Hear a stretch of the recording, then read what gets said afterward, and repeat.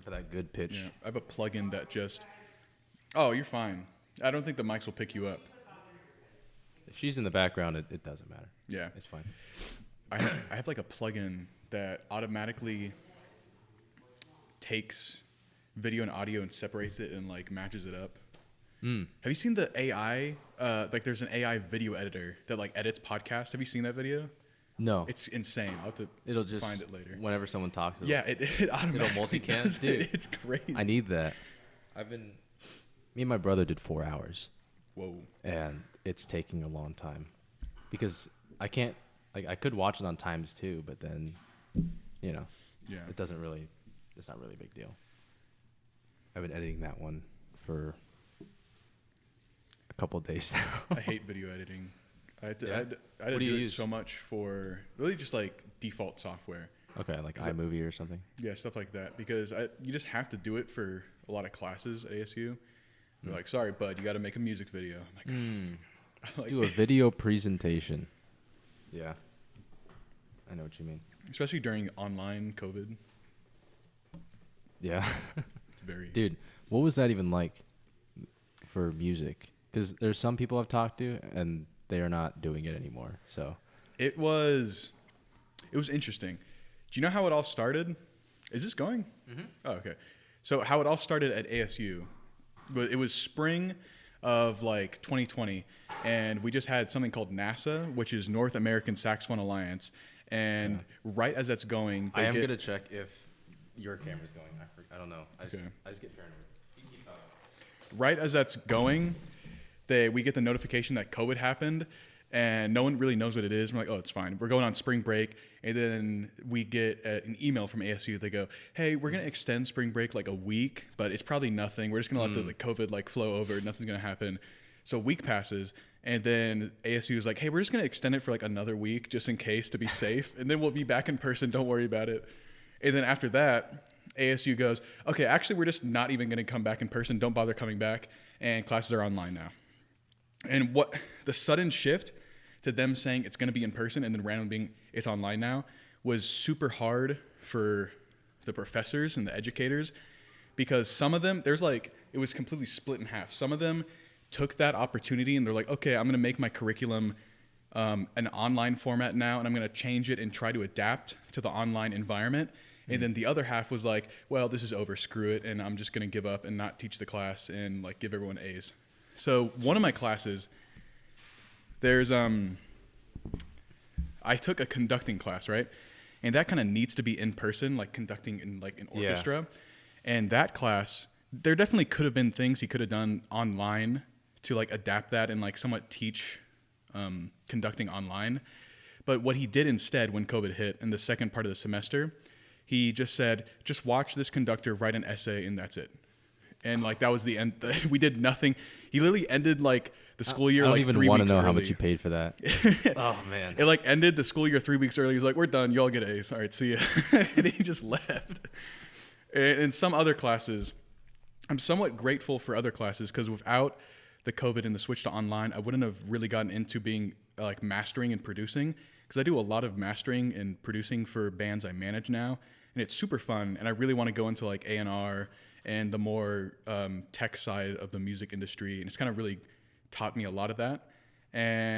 But on the other side, it's the things that were supposed to be in person that really suffered the most, like taking the ensemble courses, you know, where you're like playing in a band and you're playing in person. They tried to adapt it. They're like, oh, go on Bandcamp and you'll like, someone will have a metronome track and then you just play along with it.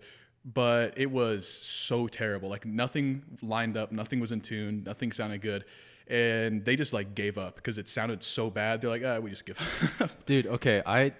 So that happened for regionals that 1 year that happened. Yeah. They gave us a conductor and a metronome and play along with the track. And then they showed us the finished track. I was like, dude, there's no way this was all recorded on like Lenovo ThinkPads. Like they definitely just told us we did a good job. And then had some studio recording play. I don't even know. Yeah. It's I know for a fact that, because I was friends with a lot of the master students who were conducting some of the ensembles, and I know for a fact a lot of them just cut out like some of the students and only kept like the good top of the Like just first chairs, pretty yeah, much. like first chairs, and they just like doubled it and maybe did a slapback or something on it, and they're like, oh yeah, that's it, that's everyone. Because like some people like didn't even try, they like just got like a random like phone and like did a terrible recording on that, super out of tune. But it's like it's not their fault if they don't know how to record. It's just, I don't know, it's not a skill that they needed to learn until that point. Yeah. But Dude, it's a that skill you was should learn. that was a big deal in my film stuff because I had a teacher who had us do video essays, right? It was a screenwriting class. Yeah. And dude, people would sound like they just sound like this the whole time, right? And it was just not good. But it's like they're writers; they don't need to know how to do that. But Yeah. I feel like a little PSA, like, hey, make sure you turn your gain down.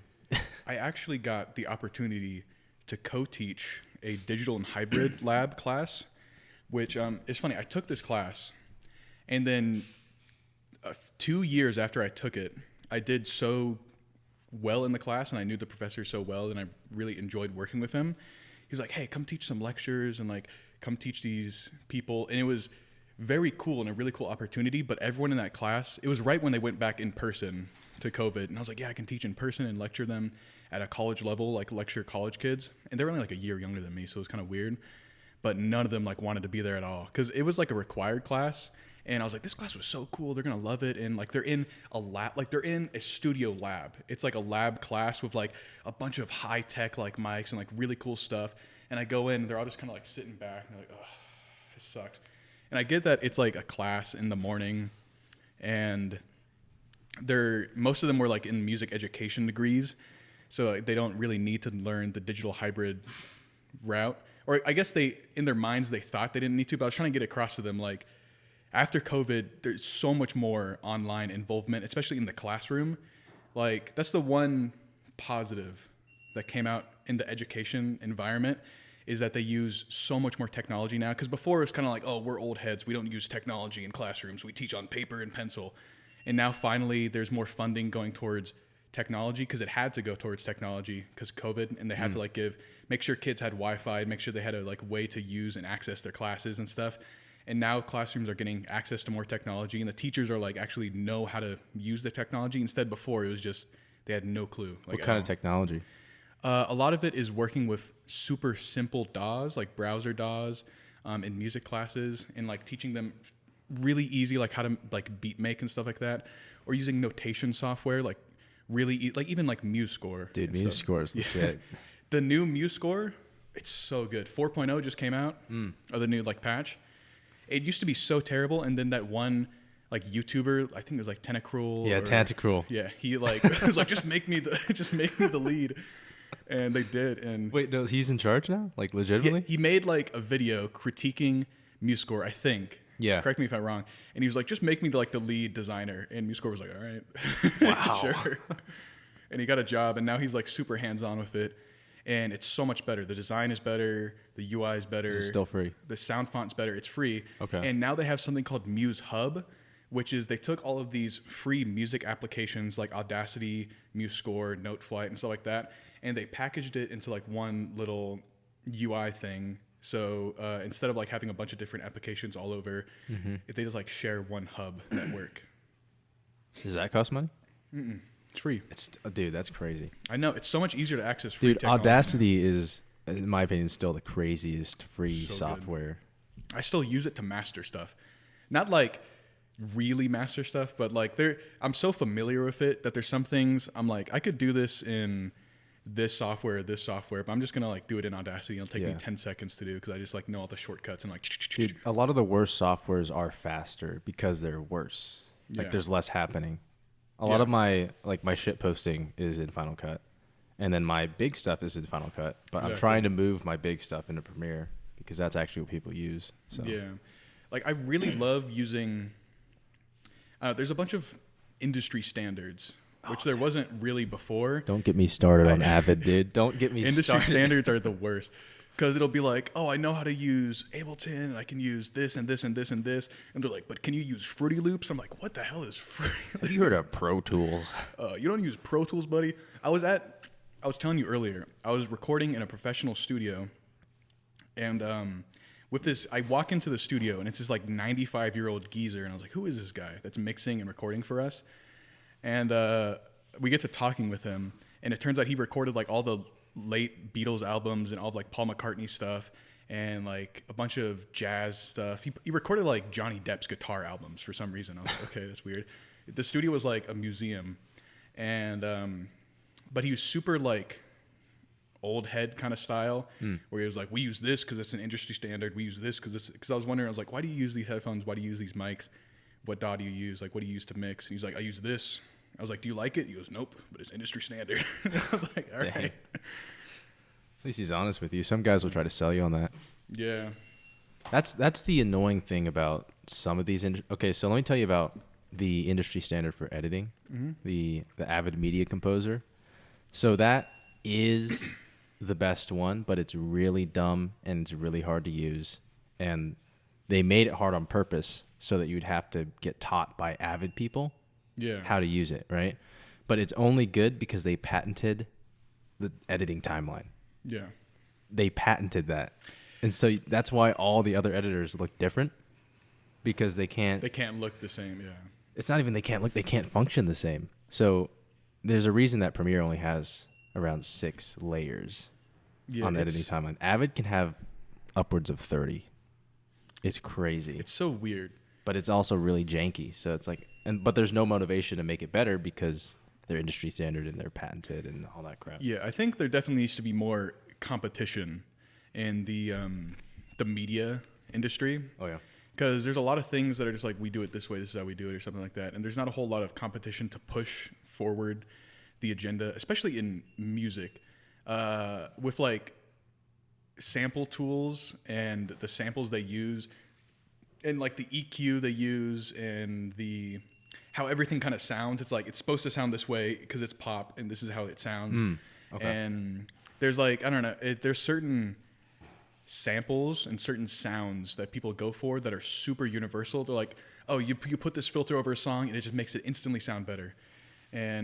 Or samples like, the amen break, that kind of stuff that you hear like in every song. It's like, it just makes it sound better. Put it in. Dude, there's a certain, I forget what it was. I want to say it's a Rhodes. Yeah. That is in, shout out to the Claw, that's in so many indie sad boy hour music. There's a certain electric piano. I heard it in a Backseat Lover song. I was like, dude, I've heard that like 50 times. What is that? Rhodes 1 or 2. It's become so like such a universal sound that even Yamahas will have like Rhodes functions because they need it, or like Wurlitzer stuff. And it's so hard to get your hands on like an authentic, like old dusty, like Wurlitzer, like a crazy sounding Rhodes, or like an air organ, because everything now is like synthesized, and the synthesized versions sound like really good. So there's almost like no reason to use the old, like they sound a little bit better if you use like some really cool analog synth stuff. Like I'm in a band that only uses analog synths, and they have this giant wall of synths, and when they perform live, they have to get like 20 people to play on all the different synths. I'm like, why don't you just make a live track of all this? You're like, no, it's got to be live. I was like, all right. You're like, got to be playing it. Must be live. And it Dude, sounds, that's Kanye energy right there. It sounds super cool live, but it's just not the same when you listen to it like on a recording, because on the recording you can't really tell, but like when it's live and it's like the actual analog synths plugging in to the speakers, it makes a huge difference. But when it's just like a recording, it's not synthesized, kind of sounds the same. The one thing that I've found that nothing has been able to do yet is the B3 with the Leslie. I got to play a B3, huge, like a really huge old one with like the giant box that like just spins that's the air Leslie around. cabinet. Yeah, I got to play one of those on my latest album with a band I manage, and it was super fun. Was that the organ in the album? No, this was this album hasn't come out yet. I just finished mastering it. It's for a band called Vinyl Faces, and it should come out soon. We're going to like a listening party for them and a few gigs with them in the upcoming like next weeks. But it's also like we needed to get it out super soon because everyone in the band is like leaving. Like the main bassist is going to Israel, I think, and the drummer is going to like Flag, and I'm going to like Oregon and a few other places. So like everyone was leaving, and we're like, we got to do this now. We got to get this out. So that'll be out soon. But the B3, did it meet expectations? It was. I don't know if you're in the B3 cult. Yeah. Like kind of I am. It's cool being able to like feel the music. You know what I'm talking about? Mm-hmm. Like seeing There's a certain vibration in the room. Yeah.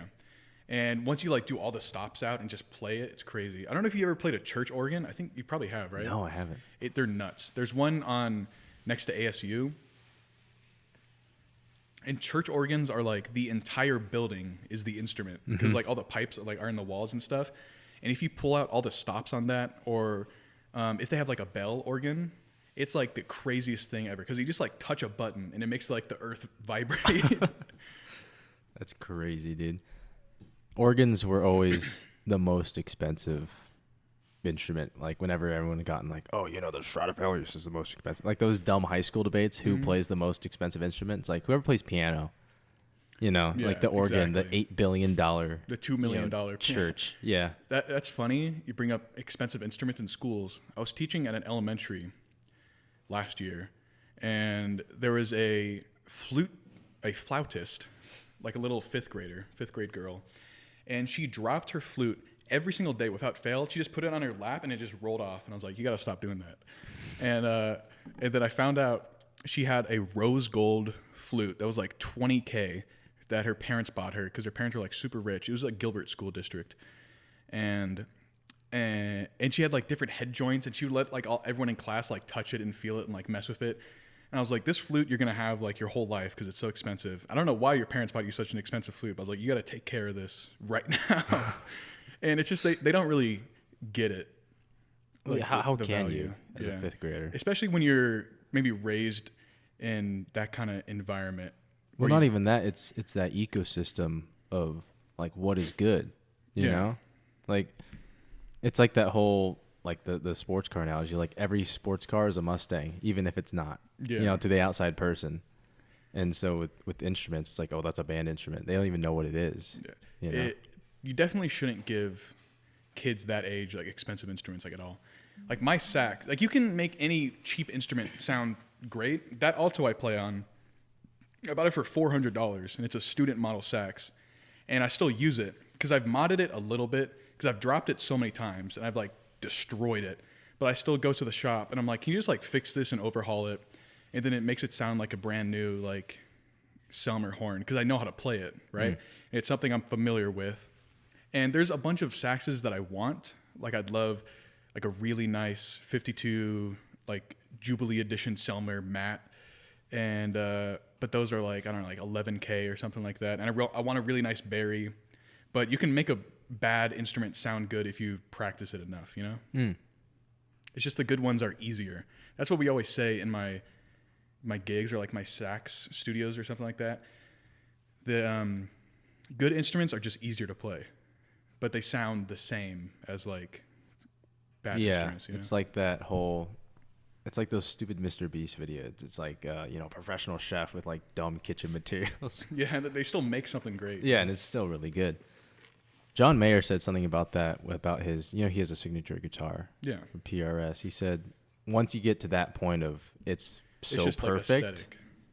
Well, his whole point was that now it's no longer about the instrument, it's about the music. And so it kind of deletes a certain part of that process so you can kind of streamline your creativity. That is true to some point. But I think at a certain price point, it just becomes like almost an aesthetic. I've played with so many saxophonists, and some of them are like huge gearheads where they'll have like crazy mods on their saxophone. Like there's something called I forgot what it's called. There's this tiny little piece of metal, like a silver, that touches your mouthpiece and then touches the neck. And it's supposed to make it more like reverberant, but it's like a few $100s just for like a teeny tiny piece of metal that just goes on the top of your saxophone. And there's so many like ridiculous mods like that. Or mouthpieces can cost like thousands of dollars if you get like a Theo Wani mouthpiece or something like that. And it's at some point it's just like gear to make yourself feel better or like to show off to other people. At some point, the price range. Do you know who Podcastage is on YouTube?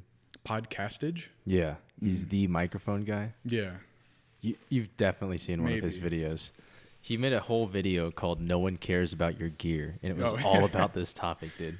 It's ridiculous. It's crazy. I've played so many jazz gigs where people I've seen at auditions, like old jazz heads will notice you're playing on like, I don't know, like a stock mouthpiece or something. They're like, "Oh, you're playing on a stock mouthpiece, son," or something like that. And like really big gearheads.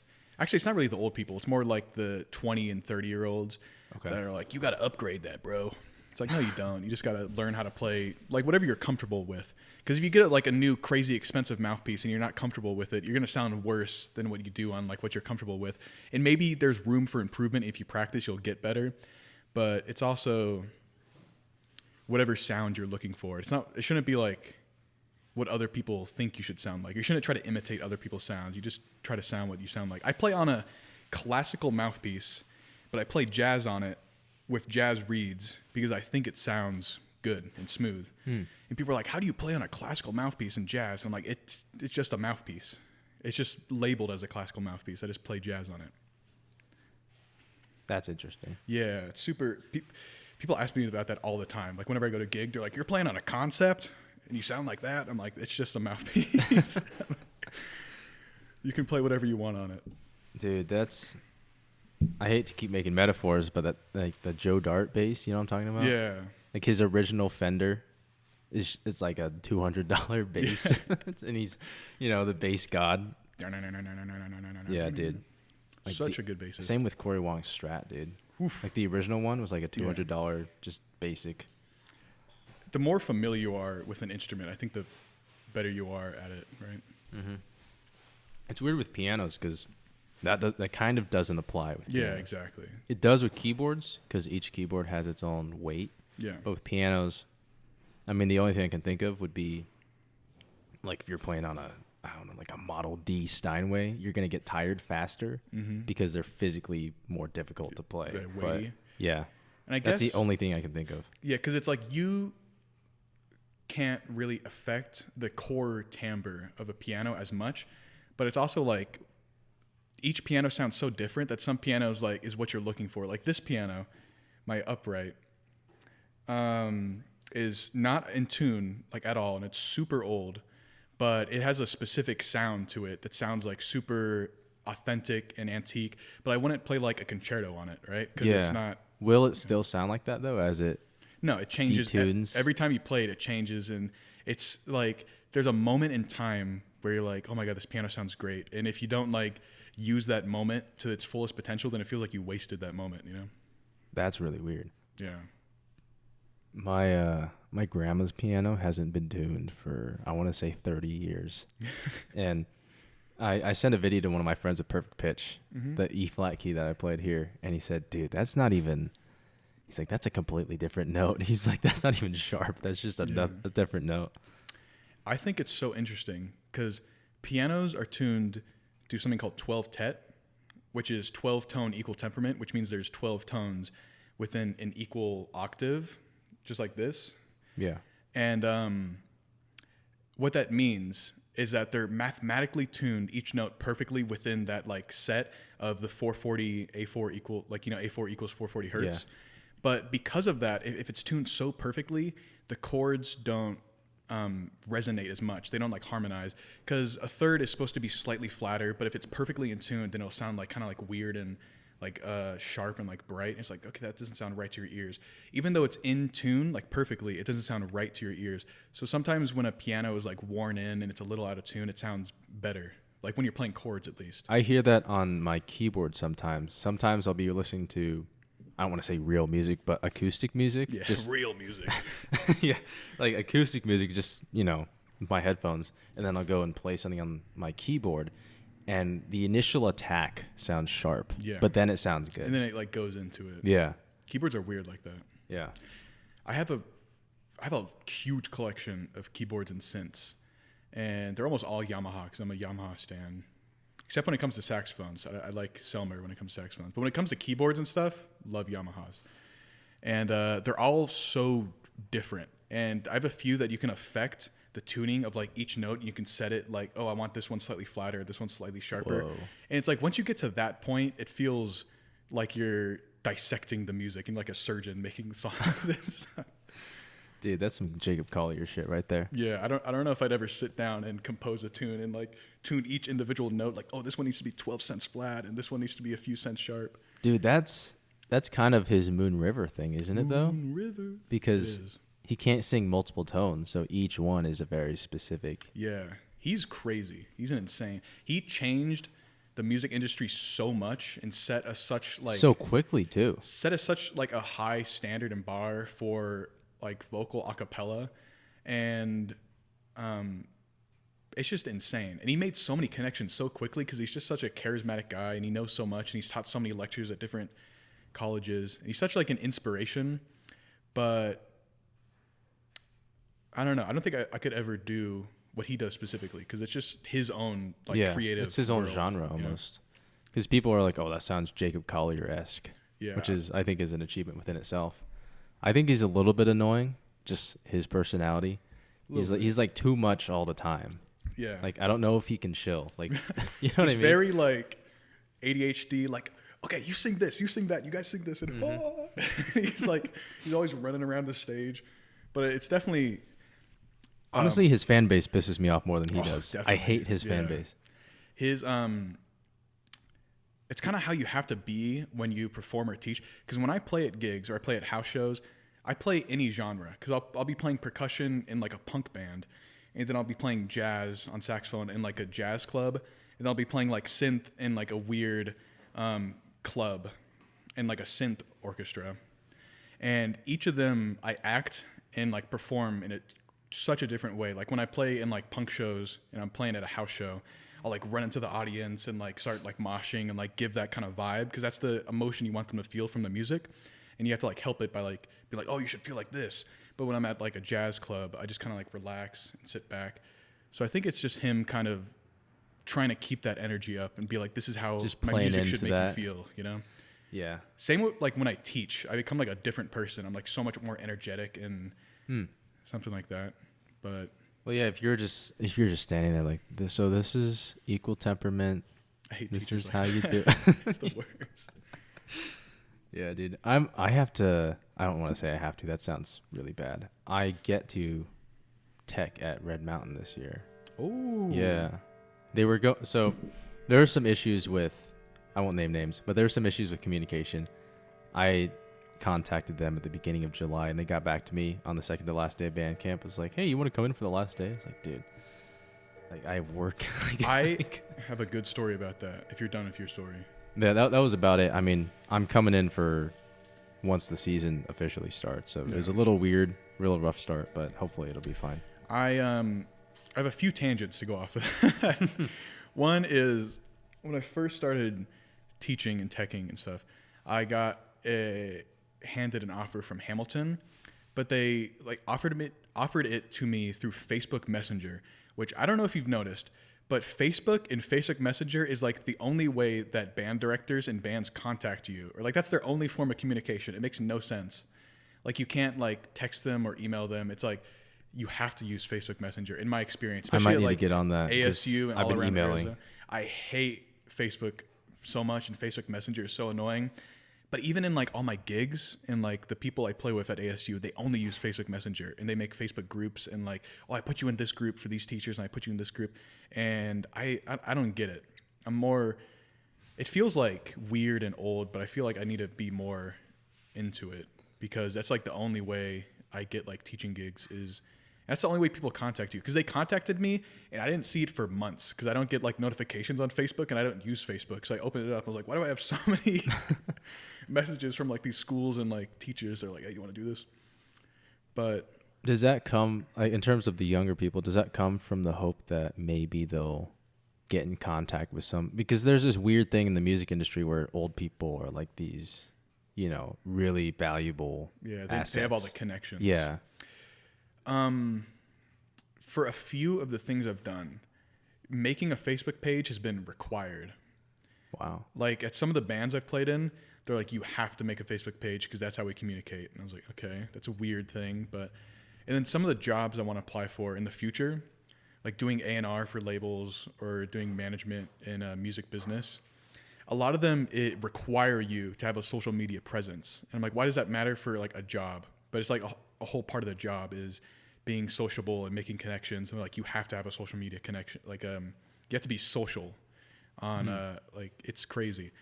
Cause I don't love using social media, but in the past like year or two, I've had to use it like so much more and get more comfortable with like just posting, like, and just putting stuff out there and learning how to use like social media as like more tools instead of just like randomly posting about whatever. Yeah, like once every 6 months you'll post your summer thing. So here's a photo dump. And it's like now I have to like actually use like learn hashtags and trends and try to like make posts do the best that they can to like promote like a band or promote an album that I'm working on or something like that. Okay. And makes it feel different. It makes it feel more like a tool than like just a thing to use. Cause I don't really scroll on social media anymore. Like I don't really just like look at it unless I have to. I just like will post. You don't get sucked into the reels? Yeah, no, I hate them so much. Dude, sometimes every time I get sucked in, I feel like a monkey, dude. I'm just like, ooh. Dopamine, you're like, ooh. Dude, I hate it so much. Like you'll just blink and you'll be like, what have I done? You know? Like 3 hours later, like, where am I? You're in a cold sweat in like a cornfield somewhere. Mm-hmm. I was gonna go on another tangent. Something about band teching, TJ. Yeah. Oh my God. I forgot what it was. I think it was about Arizona and how Arizona is bar none the worst to teach in, especially for music. It's terrible. The environment and the teaching economy here is just kind of like miserable, which is one of the reasons why I don't want to teach in Arizona. The administration, so many things wrong with it. And a lot of it, because Arizona is so close, it's like in the Southwest and it's so close to Texas, a lot of the programs will take on that kind of, when you go into a program, you can't change the culture because it's already set and it takes so long to change the culture. And if the school, like a lot of the schools have such a strong like militaristic culture, especially in like Texas, Arizona, like Texas. Is Arizona or is Texas? Arizona takes a lot of its cues from Texas. Okay. So it kind of like wants to be Texas's like little brother.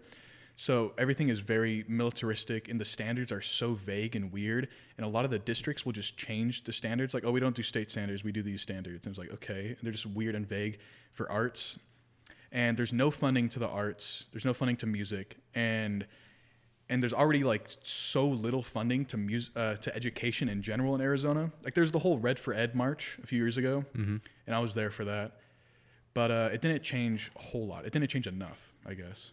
It changed a little bit, but that was mostly about pay, than anything. And we still have like no pay compared to a bunch of other states, like half. In comparison, yeah. My dad is a teacher, and he said it was a substantial difference. Definitely made a difference, but it's like it didn't. He said something like their wages didn't change from recession to like Red for Ed, like no raises whatsoever. Yeah, which is crazy. Red for Ed did.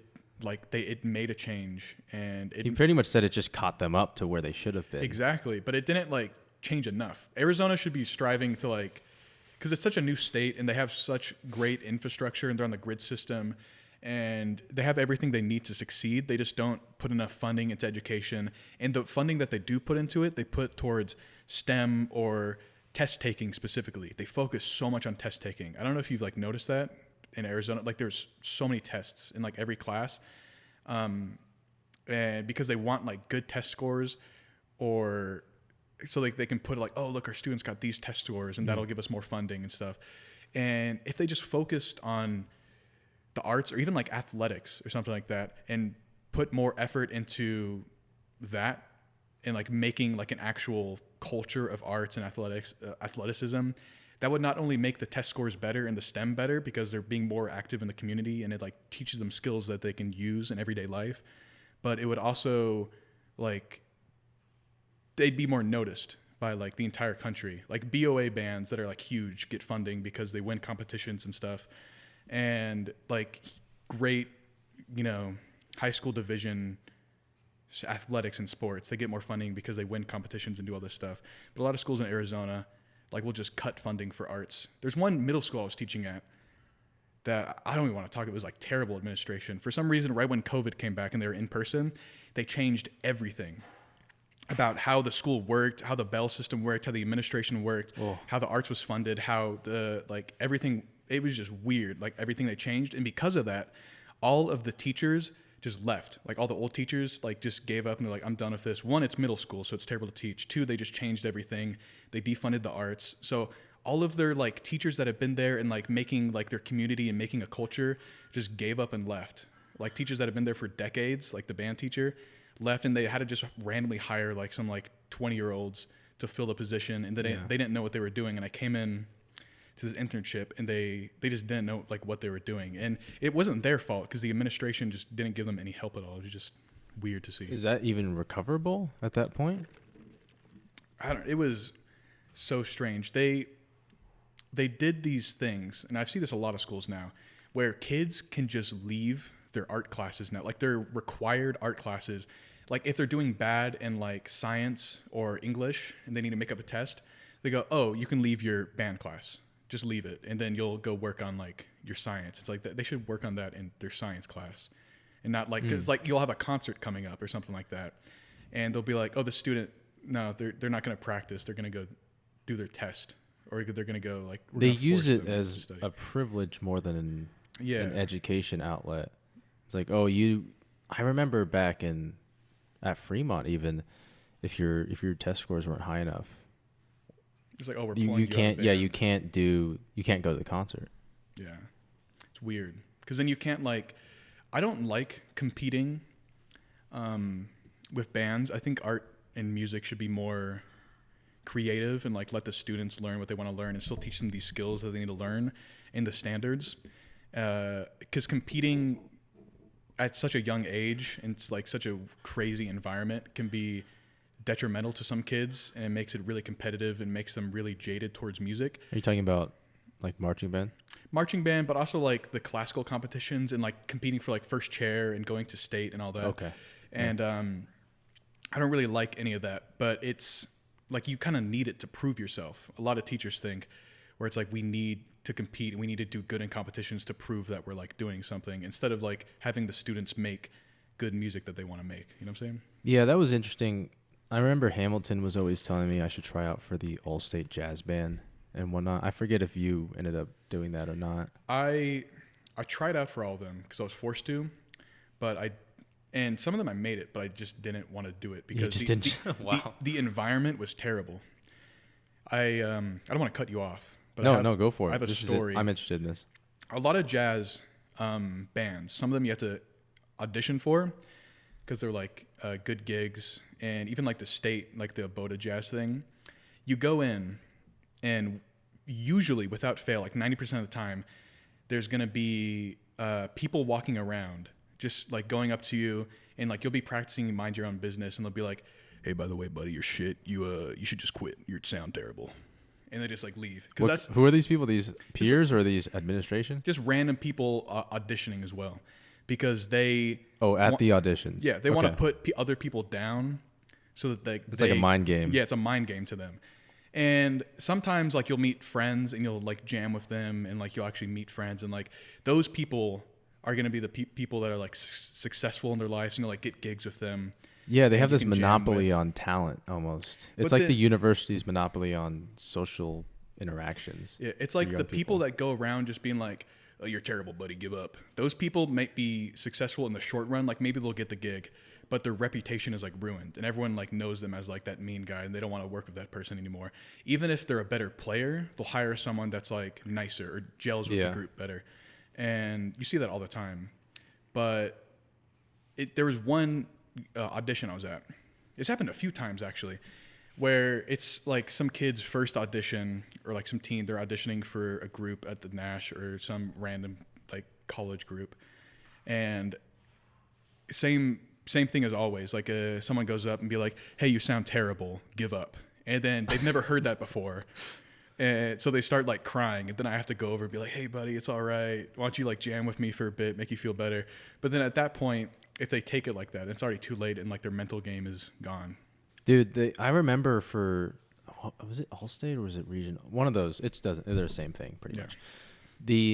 the waiting area was just this big auditorium, Mm-hmm. and it's just, dude, it's like anarchy in there. It's You know what I mean? There's like these clique groups, and there's these kids sitting by themselves, just stressing out of their minds, like their papers all crinkled up. Yeah, auditions are the worst, especially for younger kids. Like, you get used to it the more you do it, but it shouldn't. I also hate the way it was set up for a BOTA and all that stuff. Not really to get into it, but it felt so biased. Yeah. A lot of the schools you went to, there was one year, I never really auditioned or competed, but sometimes I kept up with the drama because it was just fun, and I love gossip. There's one year it was held at like this one school, and all the judges were like from that school. And it was supposed to be completely biased, and like there's supposed to be a screen in front of them. Supposed to be unbiased. It's supposed to be, yeah, completely unbiased, but it ended up being, I think, 95% from that school. Because like either I don't know if they had like a tell, like they would like tell them. No, to I speak know what you're something. talking about. It was a certain warm up. Yeah, Yeah. it's like they played it a certain way. They go, oh, that's my kid, and they put him in. Dude, for percussion, there isn't a screen because they need to see you. Yeah, it sucks. And then there's also so much. It's gotten better in the past like decade or so, but there's in the past so much like sexism towards auditioning, because Sexism, really?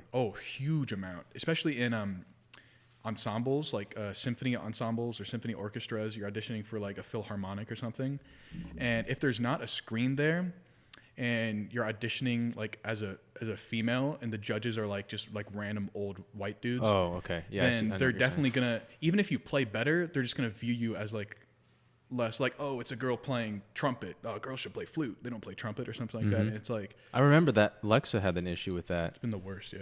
because she played trombone in jazz band, and she always had people coming up to her and was like, "That's cool, you play trombone," You're a girl or and you "That's play trombone, that's that's weird, crazy." you play trombone." Yeah.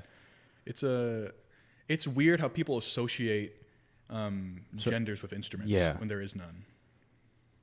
Yeah, that is a weird thing. Like, there's some instruments where it's both. You know, you have piano, you have some of the greatest female players, and then some of the greatest male players. They're both kind of in that same threshold. I feel like maybe flutes specifically, there's a big issue, and then Definitely. low brass, there's a big issue. It's weird because flute, historically, way back when, like in the Baroque era, flute was seen as a male instrument. Well, I feel like everything was male. Yeah, back then, because it was like musicians were. It was seen as like a male job, but like each culture views it differently. Like you go to a different country and they're like, "Oh, musicians is a female job," and you go to a different country like, "Oh, musicians is a male job." But then some cultures just view it genderless. So it's like really strange that all these countries and cultures create the same instruments. Like they all create a single, like something to hit with a stick, and like they create like a single reeded instrument like a clarinet, and they create like a horn or something, but they all view it differently within their own like culture. You know, a small anecdote about film here. So with the editing, it used to be a female's job because it was very similar to sewing. Right. And so a lot of these really old movies, Gone with the Wind, like not Gone with the Wind, like pre-Gone with the Wind, Casablanca. anything that was a silent film was most likely done by a woman. And so these great editing, look at that way they cut this film, that's woman. And you don't ever hear about that. Because they don't get credited. Yeah, but also once they started putting sound in films, it became a man's job because it was like electrical or something. Weird. And so women completely got kicked out of that job market. But a lot of the greatest editors and storytellers were still women. Yeah. And so like Hollywood tanked for a second there. Weird. Because they lost all this human capital. There was kind of going off that. There's a great teacher I had, Jared Waters, and a great friend, plays saxophone. At a competition, there's a really famous, one of the most famous concertos for saxophone is Glazunof's saxophone concerto. And maybe I'll play some later just to show you what it sounds like. But it is basically the story of the concerto is you are the man playing the instrument and the instrument is the female. And That's a little sus. it is. And it's kind of like an old concerto. It's like of its time, you can argue.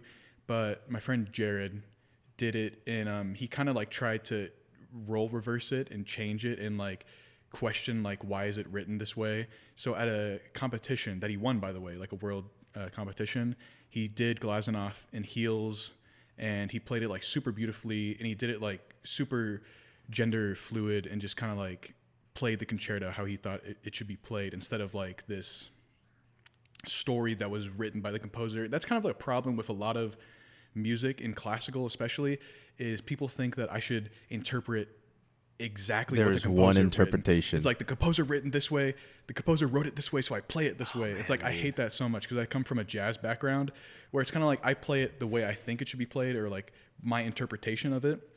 And then I do that a lot. And when you play for like super classical people, they're like, that's wrong. Why'd you put vibrato there? Why'd you crescendo there? There's no crescendo written. And I was like, I thought it sounded good. I don't know. And then I always have to justify myself with these decisions I make, which in my mind are just musical decisions. And it's like my own preference. And it feels like a battle sometimes when I'm like playing for these professors or teachers, and they're like, why did you do this way? There's not an accent written there. And I was like, well, it comes from this phrase, and it comes from this phrase, and I use the context here, and I use the story that was being told to like try to put like this here, put more emphasis on this. And they're like, that makes sense, but it's not written. I was like, well, it doesn't matter. And sometimes it's been such an argument that I've had to like email the composer, like if composers are alive, which is great if they're alive, because you can email them and be like, hey, is it okay if I do this? And they go, I don't care. You ask the composers, and they're always like, do it whatever you want. I don't care. Yeah, then, like it's out of my hands. And then you'll show that to the performers, and they go, well, or Show that like to the judges or whatever. yeah. Or there's another huge thing where there's these like standardizations of performances, Dude. of pieces. Yes. In where jazz, it's like, specifically. you have to play it like this guy played it, because he played it the best, and you want to imitate him because he's the best. And it's like, why can't I just play it my own way? Lang Lang's Tchaikovsky Piano Concerto 1 is the only one you can You can only do Marcel Mule's version of this piece. Oh, it's like, man. I don't know. Or like the penultimate recordings by specific artists, like only this version of So What by Miles Davis is, Yeah. because he does it this way. Like this solo is the solo you want. I love doing transcriptions because I love listening to jazz music, and you have to, even if you're in the classical saxophone studio, they're like, listen, buddy, you're a saxophonist, you're playing jazz, do a transcription. They're like, you're playing a jazz instrument, buddy, listen. So even if you're in the classical studio, not the jazz studio, they make you do jazz stuff all the time. And the idea with transcriptions is you want to sound exactly like them and do it exactly like they did. But sometimes and I get that. And Is that what they say? Yeah. Because I've been told by a lot of people that the transcription, it's you're learning the language. Yeah, more than anything. You're learning the motifs and like the form of the solo, and you're trying to memorize it, and like so It's, you can it's use more those like tools. putting theory in context. That's how it should be. But it's supposed to be like you're learning these tools and these methods that they use, and like learning how they form a solo and the phrases and the melodies they interweave and the motifs.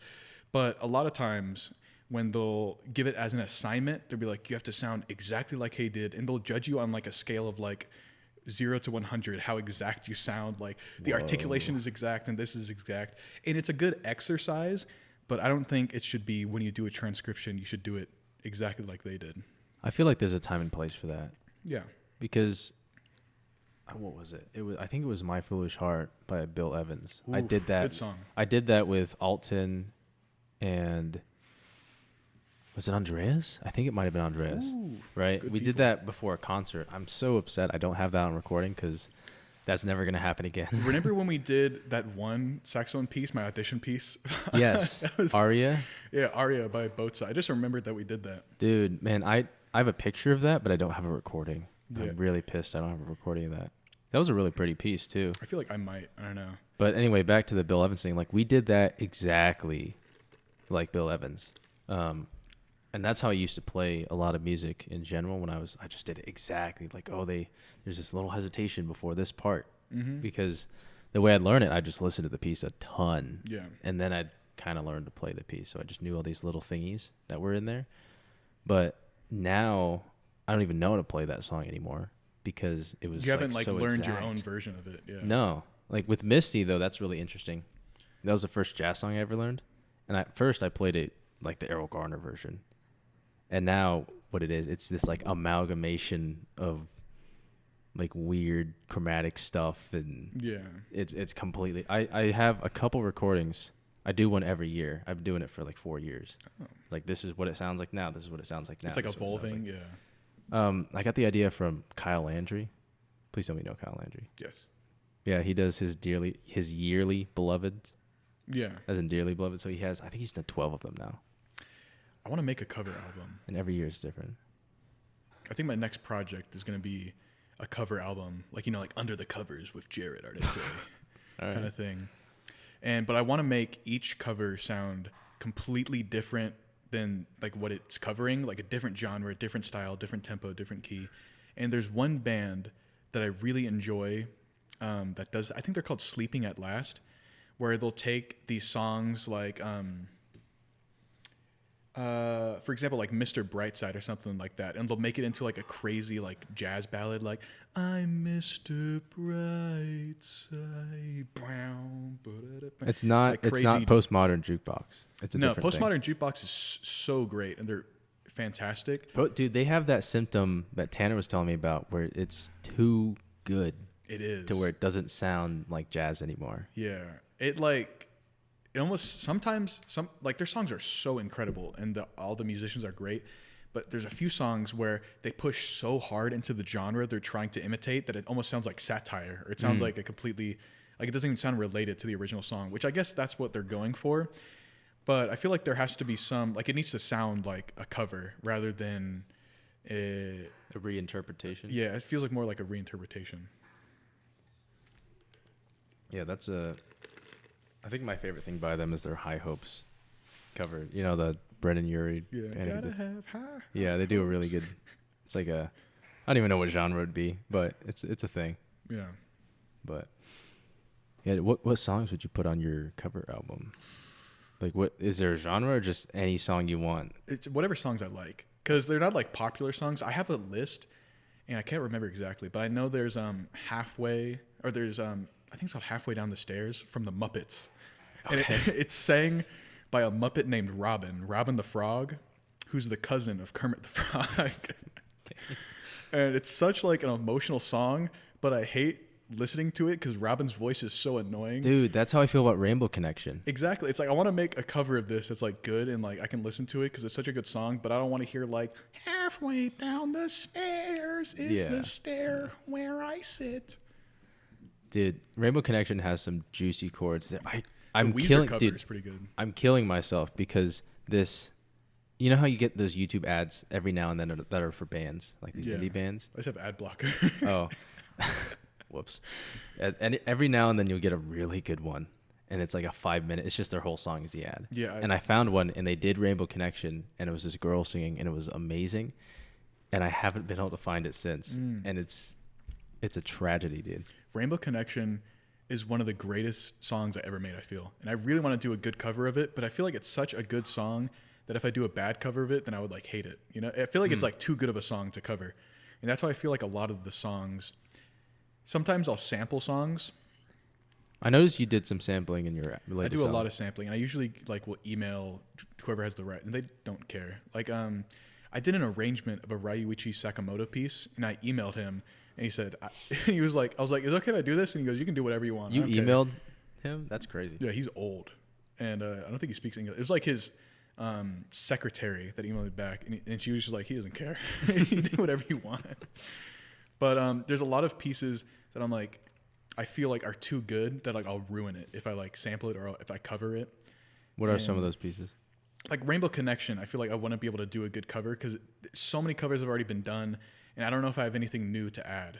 Okay. You know, it's like I could do something interesting and new, but I don't know. It'd be so hard to make it sound unique.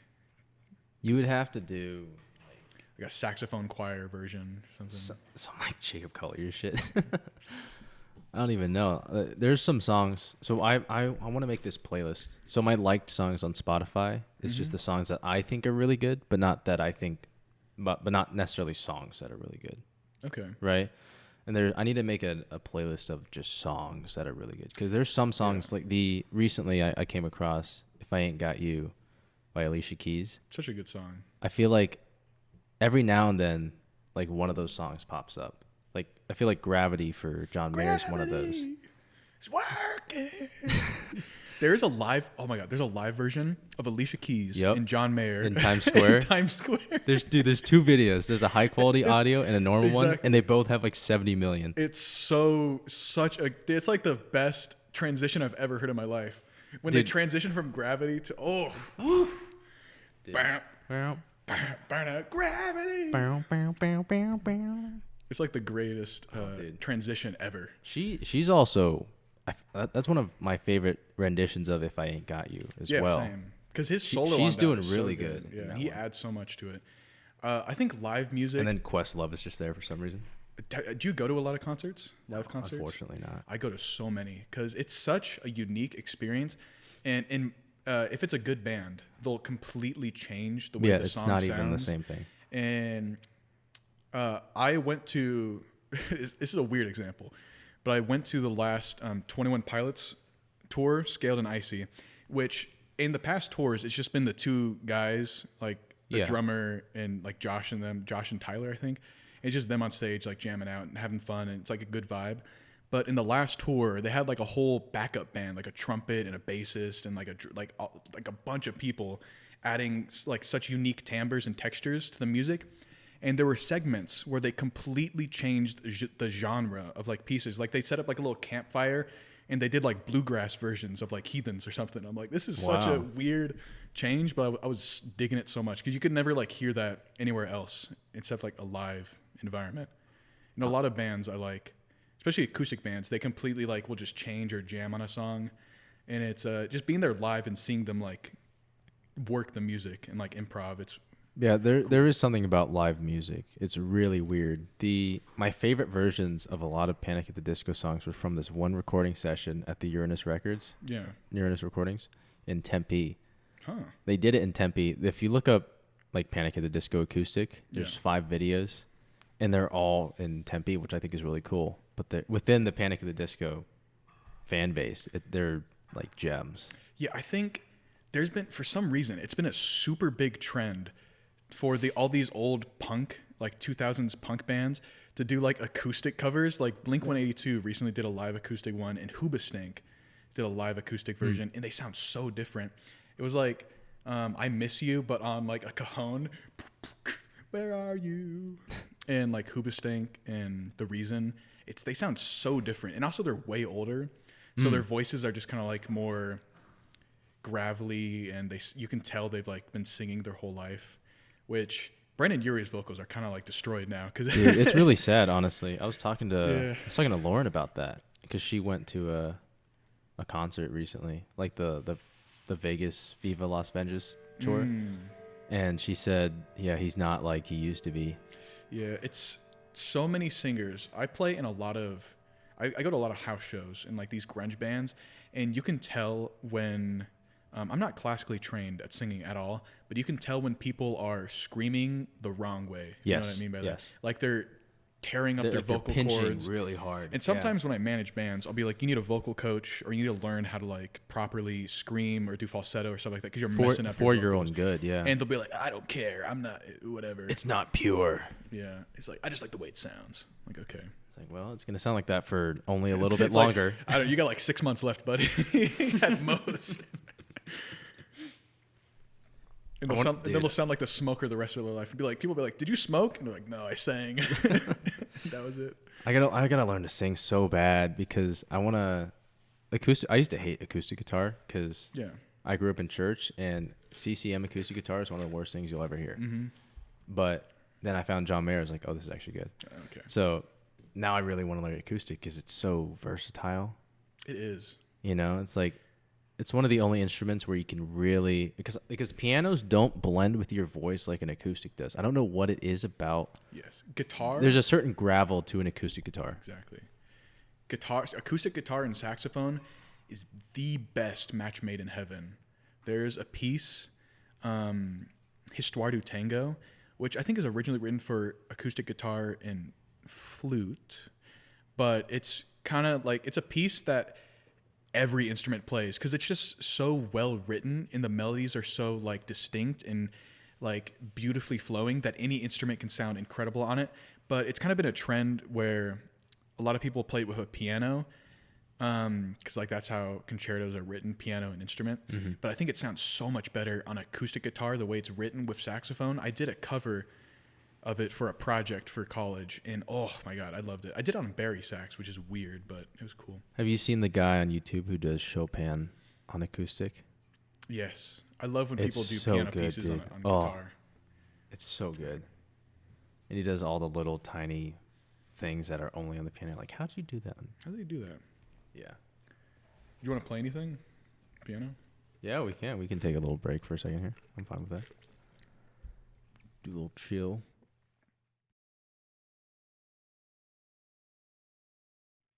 Anyway, I forget what we were talking about, but that was a tasty jam session. I haven't jammed with someone. I don't even know. It's been a long time. Has been a while. Jamming is the best. I play with a few bands that whenever we do live, well, there's no set list. There's no like anything. It's just like they call it a song. We're like, all right, we're playing it. And some songs like you don't know. There's standards. You just have to know them. Especially in like jazz ensembles. But there's been a few groups I played with who were like, we're playing Money by Pink Floyd. And I was like, all right, I guess I got to know the sax solo to that. 7/4 time. Okay. And jams like that. Stupid album. Pink Floyd, that album goes with every movie. Watch it with Paul Blart, Mall Cop. Dude. And then it doesn't help that like Sam Van Acker was just he was so he got everybody into that good album for him a though. little bit. I mean, for him, yeah, it was good. Everyone who copied him, I don't know about that. Yeah. But It's more fun when you don't know what's happening on a set list. Because I honestly kind of don't like the gigs where it's like we're doing a set, we're doing this song, then this song, then this song, and this is exactly what you have to play, and you can't like embellish it or anything. I'm like, there's no wiggle room. That's not live music. That's just kind of like playing. It's just like, that's just rehearsal. I feel like a speaker when I do that. But when it's like, that's a really good metaphor. Yeah, sometimes when bands will just like we'll have, there's a group I play with where they leave time at the end to just randomly make a random song. And each time it started by a different person. Like sometimes it started by me, sometimes it started by the bassist with a bass line, sometimes the guitarist started, sometimes the drum starts it, and then we just build off one by one and then like take turns soloing. And that's like the funnest thing you can do as a live musician because you're just having fun up there. I really want to get good at drums and bass for that reason, because jamming on piano is really difficult. It's hard because I feel like the whole time, like even just then, I was like trying to think of like the changes. Not even that. I'm just fighting to be heard. Yeah. Because piano is a melodic instrument, but it's also a chordal instrument, but it's also a rhythmic, percussive instrument. And so it's like you got to fit in one of those blocks, and then, maybe the bass does a little high thing. And like, now I'm doing bass, It's definitely like when it's my time to shine on piano, it's like, okay, I go up here with my right hand. And it's like, then chords and stuff. Just go back to chords and bass. I play a lot of keyboard, so I know that feeling. Like sometimes I'm like way too loud. I'm like, oh, whoops, sorry Unless guys. you're on like a synth. Yeah. Like some Corey Henry synth thing.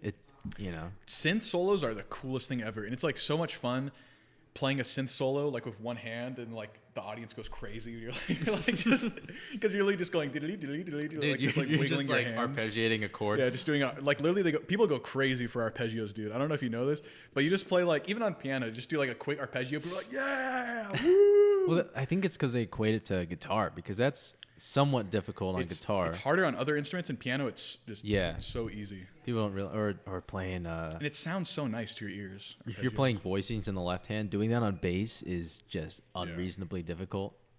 And bass guys will freak out if someone does like a harmonic thing. Whoa, he's tapping. He did a pedal. But I think we can get into Spotify. Yeah. Well, the whole thing about distribution and streaming services. Yeah. Can you run me through how your latest album, the Upside Down album? Yeah. So just that process, and then we can contextualize other things through that. Me personally, there's Spotify specifically has a thing where you need to be associated with some sort of distribution. This can raise, by the way. Label? You need to raise I it. think I'm okay.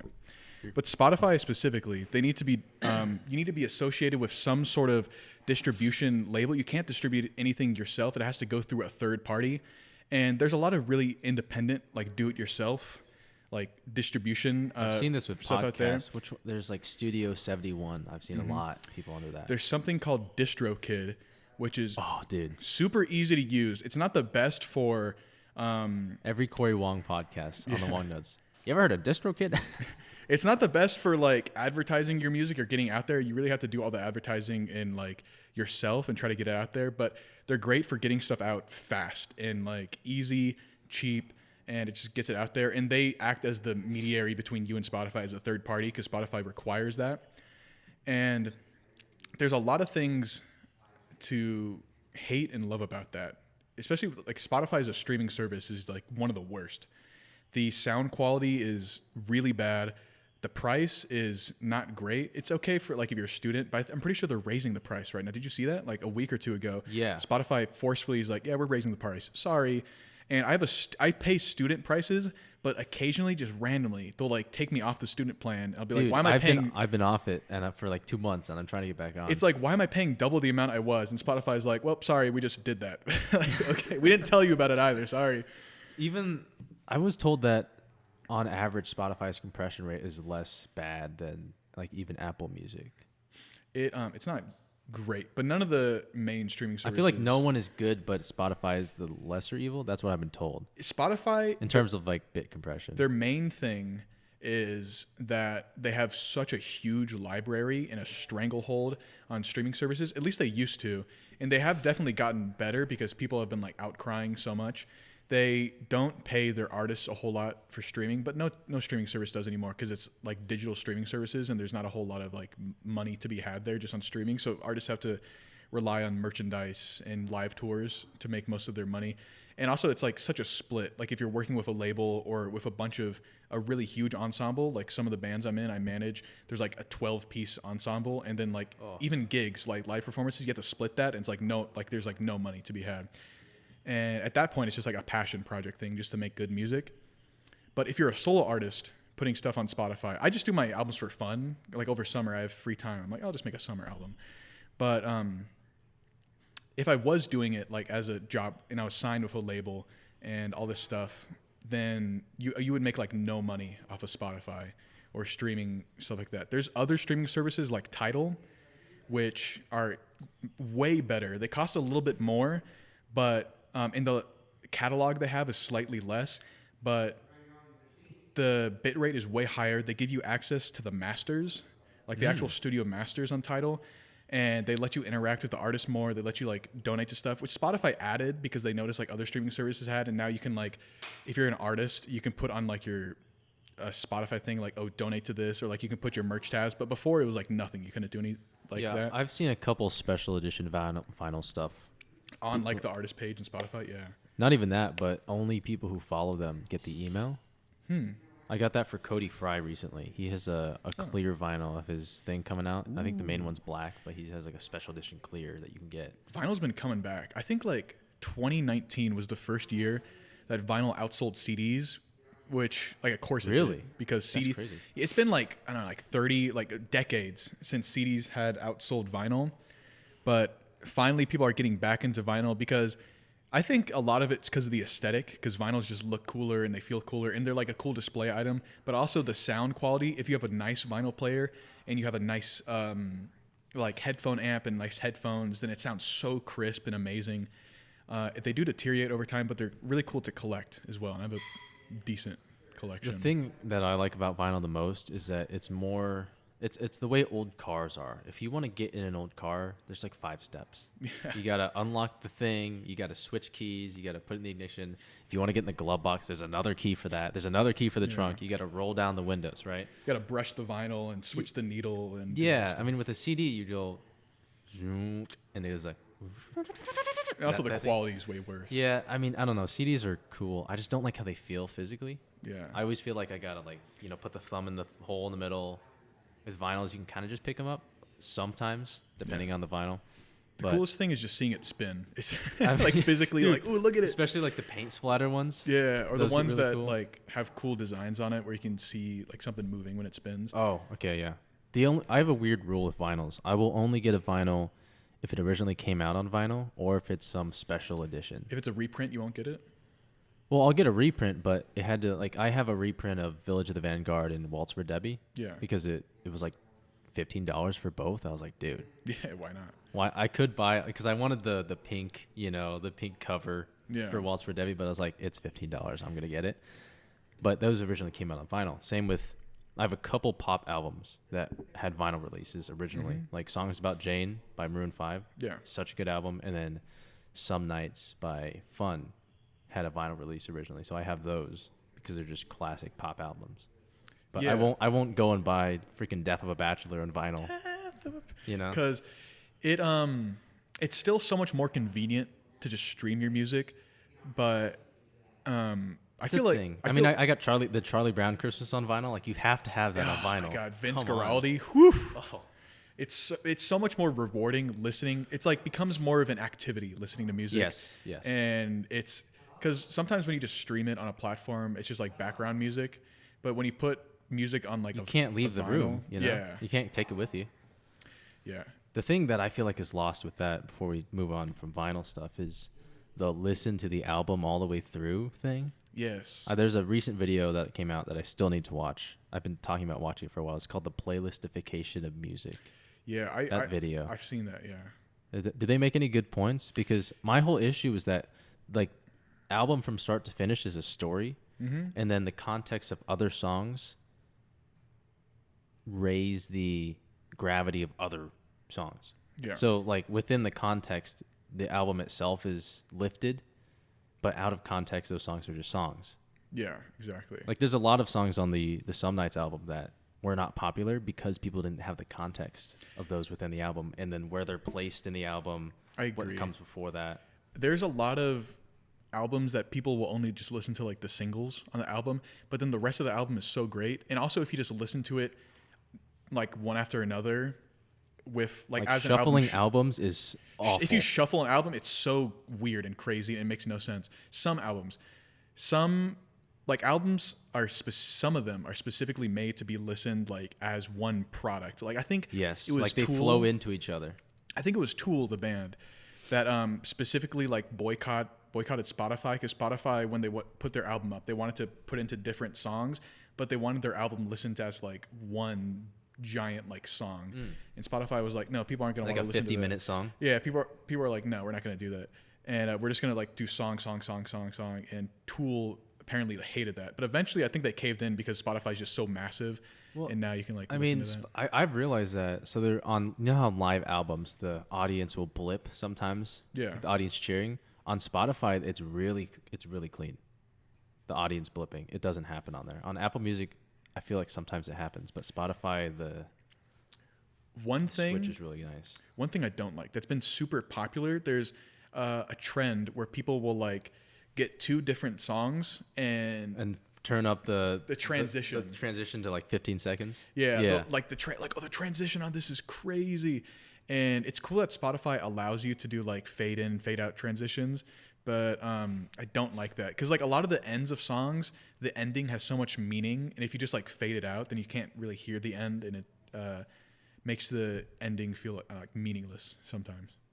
Yeah, I feel like it's a cool gimmick. Yeah. If you're making an edit or something, but like in actual practice, it's not. Yeah, unless because like if an artist wants their song to fade out and then fade into like the next one on an album, they'll like do that. Yes, like the Silk Sonic intro. Mm-hmm. One of the albums I just mastered, they had this thing where like it was like a wind sound effect that they wanted to put at the end of one song and the start of another song, and I had to like fade it out and fade it in, and it made it like more connected. The album. You talking? I just got paranoid with that thing before. Okay. I get so paranoid. But they don't have a little flashy button in the front. A little red light flashing. Yeah. Oh. But yeah, so I had to do that for them, and it definitely made like a really cool transition into the songs. But if you put like the fade in, fade out thing on Spotify, then you wouldn't even be able to hear it because it's already fade out, fade in. Like I did that. Yeah, I think the default is no fade though. Mm-hmm.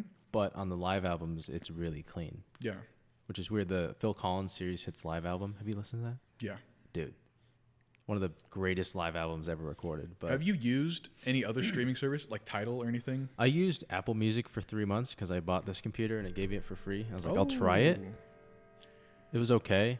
My biggest issue was that I wasn't finding new music. It doesn't promote new music very well. Spotify has such good playlists. I'll say that about them. The algorithm on I've seen that on a lot of debates. Like Apple Music, I think is like a better product, but Spotify's algorithm is better. YouTube Music, I love the catalog they have. They have such a unique catalog because there's so many like songs that people just upload to YouTube and like then it becomes part of the YouTube Music, and it's such a unique streaming service. But so many songs with like 15 views. Yeah, exactly. Yeah. Have you seen the Spotify DJ though? It is so weird. It's an AI DJ that talks to you, and it uses an AI voice. And maybe I don't know if I could play it later, but it's like... You could definitely play it into the microphone. Yo, what's up? I'm your Spotify DJ. Today, I'm going to play for you some cool, chill music. And then later in the day, I'm going to play some cool, funky... It's like a little AI DJ in your pocket. It's so weird. It's like a radio show. That seems really useless when they have their drive to work playlist. Yeah. Because it has its own like NPR stuff in there. Yeah, it makes it feel like you're listening to like your own personal radio station. It's an interesting like gimmick, but the songs they play are so weird because they play stuff you like. It's like, I'm going to play stuff you've been listening to recently, but I'm also going to throw in some random shit just randomly. And it's interesting. It's definitely cool, but you know, Spotify is weird because the process of getting your music on playlist, which is the only way people find new music on Spotify is through playlists, is super weird and confusing. And you have to... Yeah, tell me about that. You have to set a release date in the future, and then you have to upload your music to Spotify before that release date, and it takes multiple days. Spotify takes more time than any other streaming service to just put your music up there, like even if it's just unreleased, to upload it there. And then you have to have your upload date before the release date, and then you have a very small window to go into your Spotify for Artists and like click the thing and basically promote your songs to like Spotify playlist curators and like write a little description, be like, I want this song on this playlist because I feel like it would fit into the lo-fi pop stuff.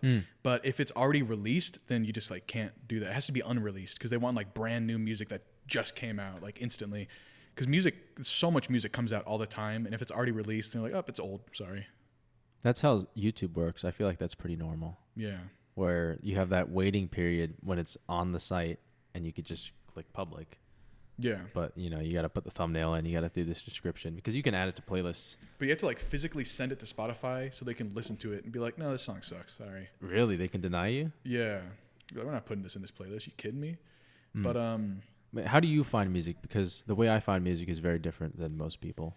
The way I find music is I think the main way I find music is just walking around shops. Just Shazamming? And like antique shops, or like sometimes I'll just ask my friends in classes, like, what are you listening to? And they'll always have the best music taste. But some of my favorite songs, I've just been like shopping at like some random antique mall, and I'll like Shazam the song. I'll be like, this song's great. Oh my God. And that's how I find, or like I'll listen to a radio because sometimes I get bored of just my own playlists I make, and I'll put on like a random radio station. And there's this website where you can, I forgot what it's called. It's like worldradio.com or something like that. And it shows you a map of the entire world and every single radio station. And you can just click on it and like see what's happening in New York or see what's happening in like Poland or UK. And it's super great because you click on it and each country is definitely like, you can tell like that's their music and their culture. And even each state, it's like New York will be like lo-fi, jazz, hip hop. And then you'll listen to like Texas, and it'll be a lot more like country and stuff, you know?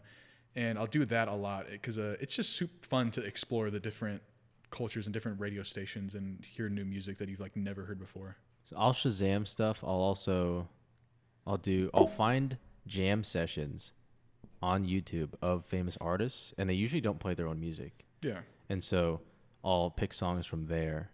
John Mayer has so many great jam sessions, just like at the hotel cafe. But what I'll do is I'll find a song I really like, and then I'll go into the little drop-down menu, and then I'll click song radio. Same. And that's how I find, I don't like listen to other people's playlists. Yeah.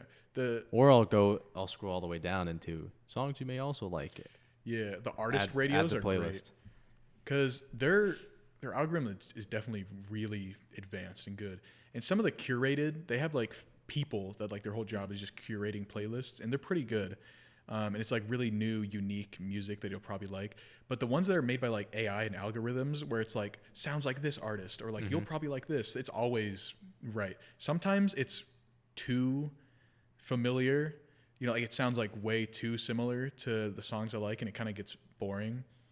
Because I feel like I'm the type of person when I'm listening to music, I have to have like a different genre each song. Because if I listen to the same genre, Can you not listen to albums then? I like listening to albums, but if I'm just listening to like background music, if I listen to the same genre or the same band like over and over again, it just kind of melds into one thing in my mind. So it needs to be like jazz and then pop and then like rap and then hip hop. You're insane. It has to be like a crazy jump. It'll be like Mozart and then like I don't know, Megan Thee Stallion or something like that. I'm like, this is a good transition. That's a good It transition. needs a mix up, yeah. Okay. All right. Yeah, my what's your, if you go on your Spotify right now, what's your most played playlist at the moment? The ones I make. Well, yeah. I think the most played like playlist I made has like a few like 5,000 songs on it or something. How many playlists do you have? I usually make ones for each month sometimes. And I'll make yearly ones. I love making playlists because it's so much fun. I'll make ones based on emotion and then ones based on genre. So I'll make love playlist, but it'll be every genre. So it'll be like a crazy punk love song and then a rap love song. Okay. And then like Dean Martin. Like that. Ain't that a kick in the head? Ain't that a kick in the head? And then I'll make play like my favorite songs from a certain artist. I make a lot. Like I have an MF Doom playlist, like my favorite rapper. And then Dude, some people at my church were talking about that. MF Doom? Yeah. Whew. Top 3 rappers. Really? They were playing some of this Yours. stuff in the... What are they? My top 3 rappers? I don't have any, dude. Rap is one of the few I don't listen to, and it's not because of the lyrical content. It is because of the backing track that I can't stand. Yeah. Doom's backing tracks are so good, though. They're so well produced because he produces them. It's the repetitiveness of them. Like, it's just too much. Yeah, his sound like symphonies, though. They're great because he samples a lot of classical orchestral stuff. But how about top 3 bands or artists like of all time? Of all time? Sure. Okay. That's a little difficult. I'll give you time to think, and I'll say mine because I feel like I already know mine. Before. Mine, man, actually, this is hard. That's what I'm saying, dude. Because like, There's okay, so here's the thing. There's the ones that I've listened to most. and then there's the ones, greatest, you know? Well, there's the greatest, which I don't think it's funny. Tyler the Creator recently had a podcast called Go Wild where he was saying the greatest doesn't matter. It's what matters to you. That's true. And he's like, oh, I can't believe you don't have, like Mozart Eminem, on there. like Eminem in your thing. It's like, well, maybe they just didn't listen to him. Yeah, like, who right. cares? And then there's the ones that have influenced you the most. Like maybe their life was influential, but not their music. You know what I mean? Or maybe the way their interviews or something. I don't know. My favorite right now, top 3, MF Doom, Tally Hall are always top 2. And then my third changes a lot, I feel like. Because it's kind of like whatever I'm listening to. I really like Early Eyes, one of my favorite bands. I got to see them recently. I feel really bad I don't know most of these people. It's okay. Tally Hall is like Mark's favorite band too. Loves them. We talk about them all the time. I'm like, did you see this? And then Hail the Sun could also be like my third choice. They're great. But it could also be like Mos Def or a bunch of different other rappers. It could be like my third choice changes like on the daily. I feel like. But my top 2 is always MF Doom, Tally Hall. It's always like who I listen to most. Okay. For those 2, how many of their songs are like very important songs to you? Because I have some artists that I don't listen to, but they have one song that is a super important song to me. It's like all of their songs. There's a few like not great ones, but I've listened to all of their albums like multiple times. Like for example, like U2's Still Haven't Found What I'm Looking For live at Madison Square Garden from Rattle and Hum album Disc 2. Yeah. That song specifically means a ton to me, and I don't listen to U2 at all. Yeah. Right? There's so many bands. I have one song I really like, and I don't listen to any other It's not songs. even like I really like the song. Like it's just a very, like it's a song my dad played a lot. Yeah. And so that's why it matters, you know? But Yeah. it's not, it has nothing to do with the band really. I guess I have a bunch of nostalgic songs that like this song is Like, super dude, the nostalgic. C418 stuff, like, Yeah, so that means so much exactly, to me, yeah. but I don't just. I don't throw on like. C418. I'm not just gonna put it on a playlist. Like, ooh, wet hands. Oh yeah, baby. Yeah. But there's so many songs where I like my dad played, like that. There's like these nostalgic songs, like Disturbed or like all these crazy metal bands because he loves metal and he loves rap. Like DMX songs. I love these songs because they're nostalgic and I know every word and I know every melody of it, but I probably wouldn't listen to other songs in their catalog or like even recent songs because it doesn't give me the same Yes. like vibe, you know? There's some songs that you also attach to certain people that get ruined, but that's a whole I nother guess that's true. conversation. Yeah. But yeah, dude, I mean, for my top 3, I want to say, because, okay, here's the thing, right? Because a lot of artists I like, like they aren't around anymore and they're not producing. So it's like, I'm stuck in this, like for Fun, for example, they were in session for like 4 years and then they broke up. Yeah. Some Nights is my favorite pop album of all time, but I don't know if Fun is, I would put them up there. And then there's Panic at the Disco, which was huge for me for a long yeah. time. I'm really into John Mayer right now, but I'm more into John Mayer than I am into his music. That makes sense. And then there's Bill Evans, which Oof. was like the biggest piano influence for me Yeah. ever. But am I listening to Bill Evans all the time? Not so much. I'm listening to Miles Davis right now. So it's like, I feel like a lot of the super influential musical stuff, like when I listen to Sonny Rollins or Dexter Gordon or John Coltrane or Paul Desmond or Gary Mulligan or Sahib Shahab, all those saxophonists, my favorite saxophonist, it's not stuff that like when it like I just put it in a random background music playlist because when it comes on I have to like listen to it and like focus because I can't like be playing a game or like be writing an essay while I'm listening to a lot of their music because to me it's so like interesting. I'm like, okay, I have to stop everything I'm doing and just like focus on Paul Desmond right now because I think Two of a Mind, Paul Desmond, Gary Mulligan is like one of my favorite albums. I have like 2 copies of it. dude, I thought that was the feedback for a second. It's just the sync in the background. Yeah. No, there's a My Foolish Heart live recording on YouTube.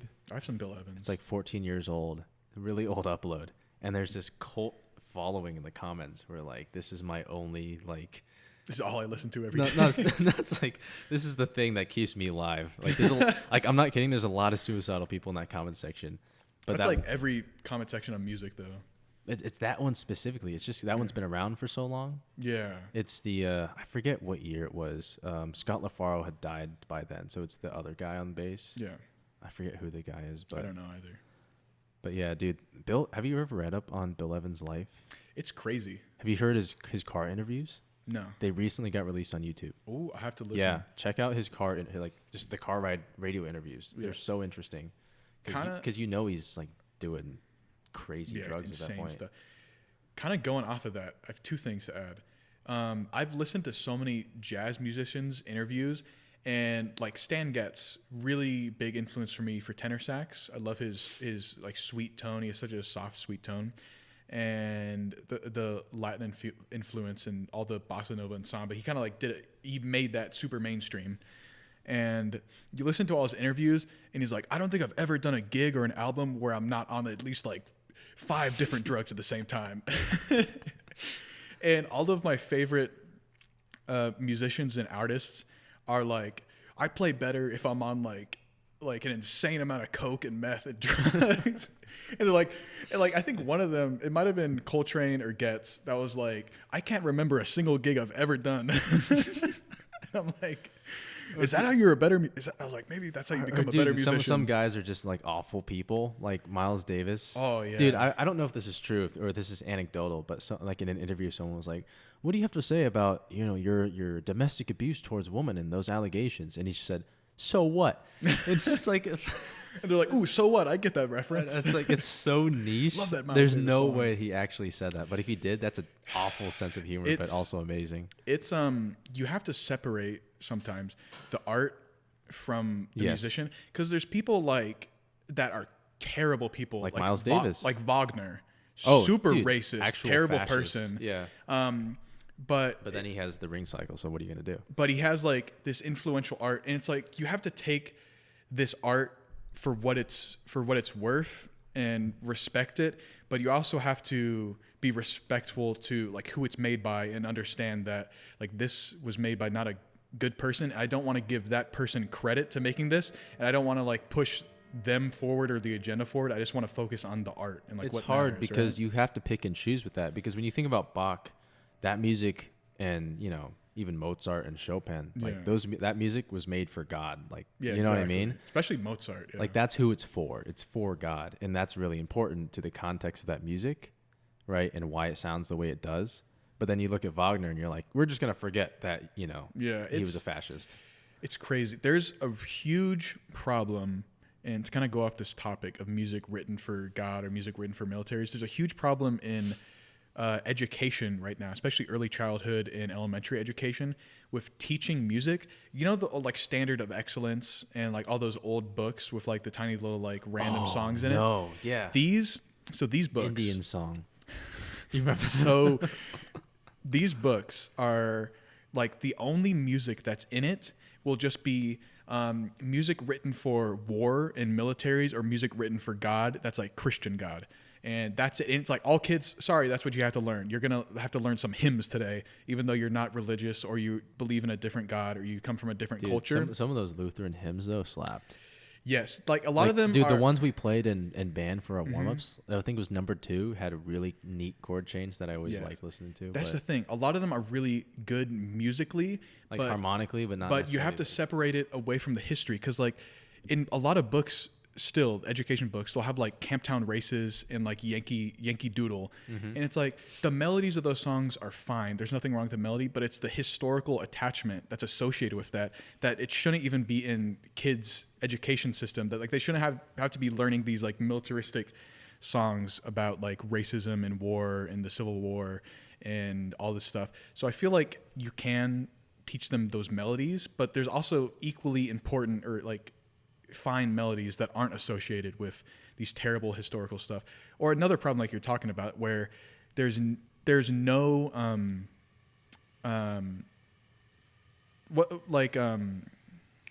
credit given to artists from like a different culture other than Western art music.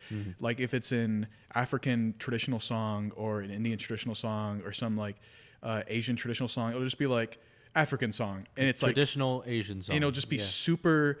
It won't give you any context or like any composer or what it means or anything like that, or like it's just like, oh, you know, Asian song. It's like, okay, that's definitely problematic, but it's Dude, weird. it's so hard. I feel like we're too far gone on the whole westernized, 12-tone harmony. Yeah. That, a lot of music from, Western Asia is considered Like atonal, Javanese. like atonal music. Yeah, What are you gonna do gamelan about that? music. Like people physically have reactions towards that are negative because it sounds. It's slightly different. Yeah. I like to, when I teach kids, I like to introduce them to different equal temperament, like gamelan music, which is usually 7-tet or 9-tet. And I've played in a lot of gamelan ensembles, and I don't really like say anything about it. I'm not trying to like dump all this culture and history on them. I'm just like, this is music, this is equally important, and like this is just a different culture and a different music style, and just let them listen to it and like observe different instances of music. And the same thing with like just like any cultural music. If you're teaching kids music, you should try to teach them what they want to play or what they want to learn.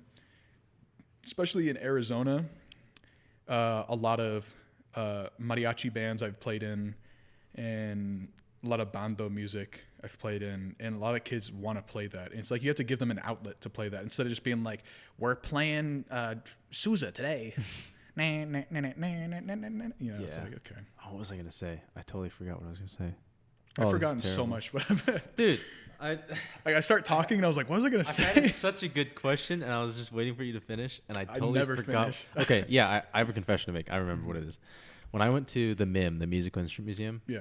I totally tapped out 25% of the way through. I was like, Mm. I cannot listen to another like someone banging on like plastic bottles that floated away from the giant Pacific patch. Yeah.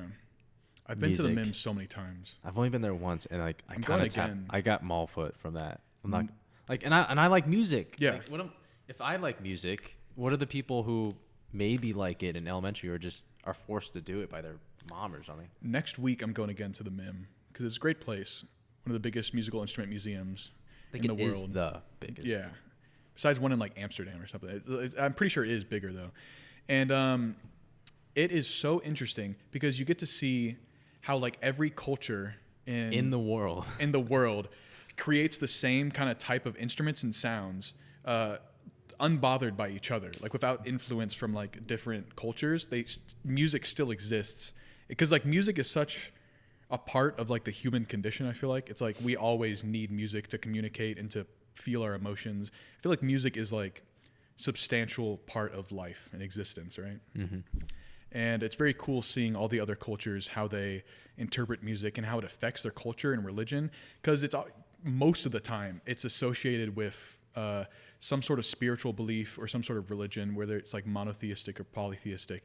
Music is almost always an outlet to show like the gods that we're like appreciating them by creating music or something like There's that. something like that, or like a rite of passage type ceremony. It's Yeah. like, oh, he's becoming a man. We got to play this thing. And he's got to dance in a circle. It's always something like that. I did a lot of research on, because you have to take so many music history classes when you're doing a music degree, any music degree, and so many world music history classes, and you see the I feel similarities. like that's a good thing, though. It's super interesting, super fun. You see the similarities, and you also see the differences, and it's just super interesting. And you get to play so many instruments that are very similar, but the ways that they're different are super important to that culture. Like I got to play so many West African drums, and that's how I learned to play like djembe and sabar and other hand percussion instruments like congos and bongos and anything like that. And I got to use those skills in my actual life when I was recording some albums. I got to play a bunch of bongos and congos and djembes, and I loved it so much. It's so much fun to play hand percussion. I was at the PCC recently, which is the Polynesian Cultural Center. I don't know if you know about that. But they have this, it's based in Oahu. So it's like this hub of every Polynesian culture in the world, right? It's really interesting. It kind of gets boring if you don't pay attention, but if you really pay attention, it's interesting. It's like one of those things. Anyway, so they have a show at the end of the night. It's this huge, it's like double Broadway level. It's crazy. Like usually Broadway has some like 4 or 8 big musical numbers in the whole show. And then they have a lot of dialogue and chill time. But this was only musical numbers, which was crazy. And it was some of the most interesting drumming I've ever heard, because they go the show. So there's like, I think they have 13 islands featured in this Polynesian Cultural Center. And they go through 8 of them in that show. And each time they switch the music to what that island sounds like in terms of their music. And it's all pretty similar because they all have the same sort of raw materials. But there's like they're very little limited differences. Yeah, there's little differences. The Hawaii one was very interesting because of the they had that Western, because Hawaii is one of the only ones with a Western influence. Like steel guitar and yeah. stuff like that. And so that was very fascinating too. I was like, dude, this, like, I wanted to record it. You couldn't record it. Oh, that sucks. Yeah, I really wanted to record just the audio of the drums because I was like, dude, I could make some fire cadences. Some crazy beats. Yeah, dude. There was actually a problem somewhat recently, like in this generation, where the previous generations historically, there would be these Western historians that would come into these indigenous groups or these tribes and record their music for like history, right? And they would record it and send it to a museum, and they'd be like, okay, it's in a museum now, it belongs to the museum. And then the next generation of these indigenous tribes would be like, hey, that's our music, that's our like elders playing the music, and we need, like, that's our history and our culture, can we have that back? And for a while the museums, because a lot of museums are like, we found it, it's ours, sorry, finders keepers, and they wouldn't give back all this historical knowledge to the tribes and stuff like that. But it's finally getting back to them, and all this culture is like finally getting placed into like the rightful owners, even though it was like recorded by some like random, even though it's just like MP3 recordings, kind of. They like went back like when recordings first started exist, like the wax recordings, like the wax cylinders, and they would record all this stuff, and it was super. A lot of the music is passed down orally, and Yes. a lot of. That's tribes, why I think it'd especially be interesting islanders. that they would be missing it or something. Because wouldn't they have passed it down regardless of whether they came and recorded Yeah, it? it's just like a super important historical aspect of a lot of cultures, and it was kind of like Is it more of a almost like stolen from them. what's the word? Oh man, when you can only have something somewhere. Yeah, or like, like it was they- being like misrepresented in a lot of times. And it's just I feel like museums do that a lot, especially I think there's like An the exclusivity type thing. Yeah, I like think- you can only get this music from us, or you should only get this music Yeah. from us. It's some museum in like the UK where whenever they like pillage and like go to a country and just like be like, this is our country now, the UK, they would just like take all these artifacts and put it in the museum. And now all these countries are trying to be like, hey, can we have our stuff back? And the museum's like, nope, finders keepers, sorry. It's like, that was ours originally. It's like, it's like the Indiana Jones thing. It's like, Yeah. it belongs in a museum. It's like, no, it doesn't. What are you talking about? Dude, Everyone needs to see this. It's That's like, hard because a lot of those places don't have the infrastructure to show that to people, Yeah. right? And kind of to have one hub for that kind of thing, like the Vatican. Is that Yeah. that's not what it is? Wherever the Mona Lisa is, Louvre. the Louvre, Le Louvre. not the The Vatican. Louvre. You know, Something like the that. Vatican has its own cool stuff in it, but Yeah. no, the Louvre. It's like that's a neat spot, but maybe just for like European stuff. Yeah, it needs to be Not, I don't know. It's weird because like you're not gonna go to India in general. Why would you? You know what I mean? I feel like there needs to be consent from the artist and the culture that it belongs to. It's like New Zealand had a huge presence at the Polynesian Cultural Center because Yeah. no one's gonna go to New Zealand, so they bring it to Hawaii. yeah, and that's super good that they can get out their culture to a wider audience.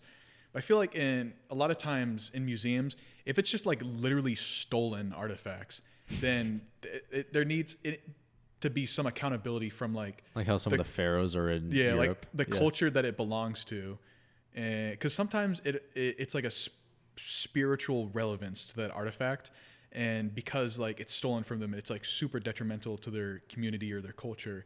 And it's like, well, this like say if you worshipped like this water bottle or something, and then someone stole it. It's like, oh, this water bottle was worshipped by these people. It's so cool, and then the people are like, well, you stole it from us. I don't know.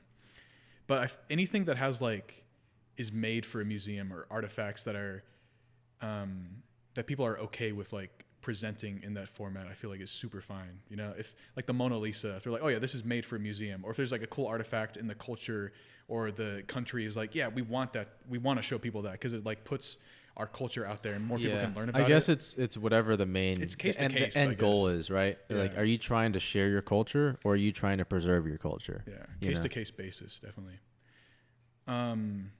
Yeah, museums are super interesting. There's a lot of, I've been to so many, because I don't know, it's like a good date thing, like a first date. Like, let's go to a museum. I don't know, walk around, and it's always weird, especially like college museums, because there's so much like super contemporary modern art that is Yes. usually really hard to. Sometimes I try to understand what the artist message was, like whatever their message was, and I forget that it's kind of like the eye of the beholder, like whatever you get from it, because maybe the artist like wanted to put this message out, but maybe I got this message from it, and it's like what message is more important. That's interesting because the kind of stuff in museums I like is the complete opposite of that, where it's like this is this and this is only this. Yeah. The most interesting thing I've seen at a museum was a handgun from Pearl Harbor.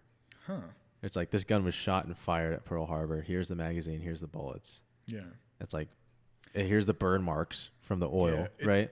I think that's cool, where it's not like, oh, here's this abstract thing where you walk in a certain way, you can see it's Yeah. a dog. It's like, okay, sure. Definitely physical historical stuff is so much cooler. Have you been to there's the aviation museum right down the road on Falcon Field? No, but I have been to the one in Tucson, which is wild. They have so much stuff there. There's like, Dude, you need to go to the one in Tucson. yeah, The there's like, Pima Air Museum. there's like, I think it's free too. The one One in Falcon on Field? Falcon Field, and it'll just be planes like, oh yeah, this plane did like this crazy stuff in this war. It's so cool to like just see it physically Dude, there. Pima has an like, touch it, SR-71. and you can like go, dang, you can like go in there and just like sit in the, like you can go in some of the, like the beds and sit in there. Dude, I used to not care about aviation. Then I went to Pima a couple years back. They had a B-29. Big old. Dude, you just walk. It takes you like 2 minutes to walk around Big it. old, yeah. Yeah, it's like that's the one that dropped. That's not the one, but it's the same model, right? Or they have the Blackbird there. Like, come on.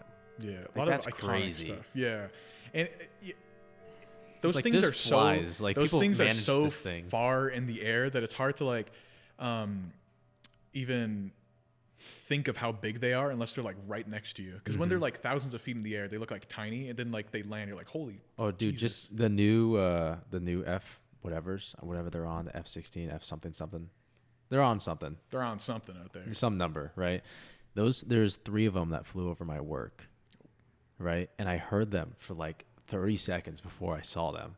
I was like, what is this noise? And it just kept getting louder. Because the sound travels. Yeah. And then I saw them fly over, and it literally like my ears were ringing. Made like afterward. a sonic boom. Not even a sonic boom. It was just so freaking. The drone was so loud, and my ears hurt afterward. I was like, dude, I can't imagine being on like a flight deck when that thing starts. That's crazy. Yeah, it's kind of crazy to think that I read something recently that in 1903, I think it was, right before Lewis and Clark had their first flight, there was a bunch of like magazines and tabloids that were predicting when humans would fly.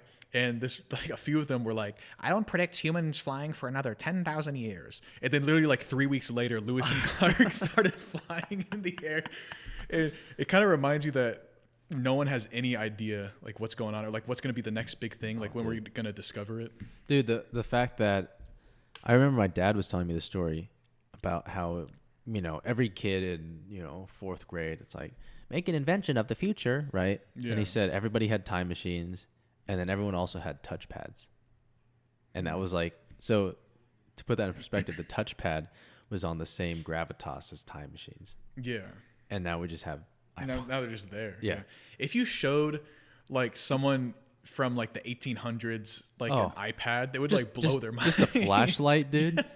Any light, any artificial light. Literally like anything, just like things that are so commonplace in today's society would just seem insane. But then also like things from their society, if you showed that to like people from hundreds of years ago, it would be insane. Like punch cards back in the 1950s. Do you remember those? Yeah. IBM. Like, dude, like 5 megabytes was like 400 pounds of punch cards. Yeah. Did you hear all this like technology talk is kind of like based off of Moore's law and like how it exponentially like increases technology. But apparently I've been seeing this all around. I don't know if like the validity of it. But there's so many like research projects on how Moore's law is like coming to an end, or we're like physically coming to like how small we can like make technology and stuff like that. But I feel like with that, there's going to be another boom that no one will expect. Like, oh my God, they did this. They made nanotechnology or something. Like, there's always going to be another huge thing. Like even like recently with AI and ChatGPT, if you showed that to like anyone like a few decades ago, just like a few years ago, they'd be like, what the? Even like 2016, like, hey, you need a thumbnail? Just type one in and they'll give you one. Yeah, it's someone made a really grave statement about this. I saw this on Instagram. It was like, I never would have imagined that in the future, AI and robots would be making art and music, and people would be working minimum wage jobs. It is crazy to think about it like that. It's like context. It should be the opposite. Yeah.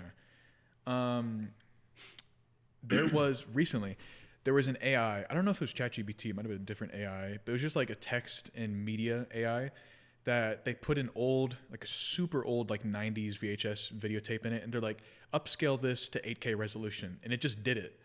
And no one could figure out how it did it. And they asked the AI, like, how did you do that? And they was like, I don't know, I just did it. You asked me to do it, and I did it. Like, what else do you want from me? And it was super weird that it was able to do that just from like a learning algorithm. I really appreciate that type of stuff. Where it's like, oh, here's this 1800 photo. Let's colorize it.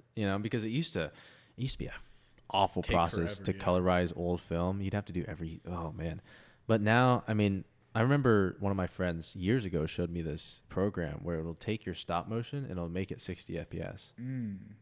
I heard a lot of people don't like 60 FPS stop motion though. They prefer like lower FPS Like because it 14. makes it seem like more. It makes it stop feel motion-y. real, Yeah. but it's like, what are you going for at that point? Yeah.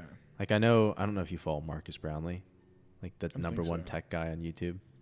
I've He's been definitely around. seen them. Yeah. Yeah, I've definitely seen them. He has a war against 60 FPS. Like he sells shirts that says like, you know, like 24, 30, 60, and it has like 30 circled. Yeah. But I don't know. I really like 60 FPS. I mean, this isn't 30 because it saves space. Yeah.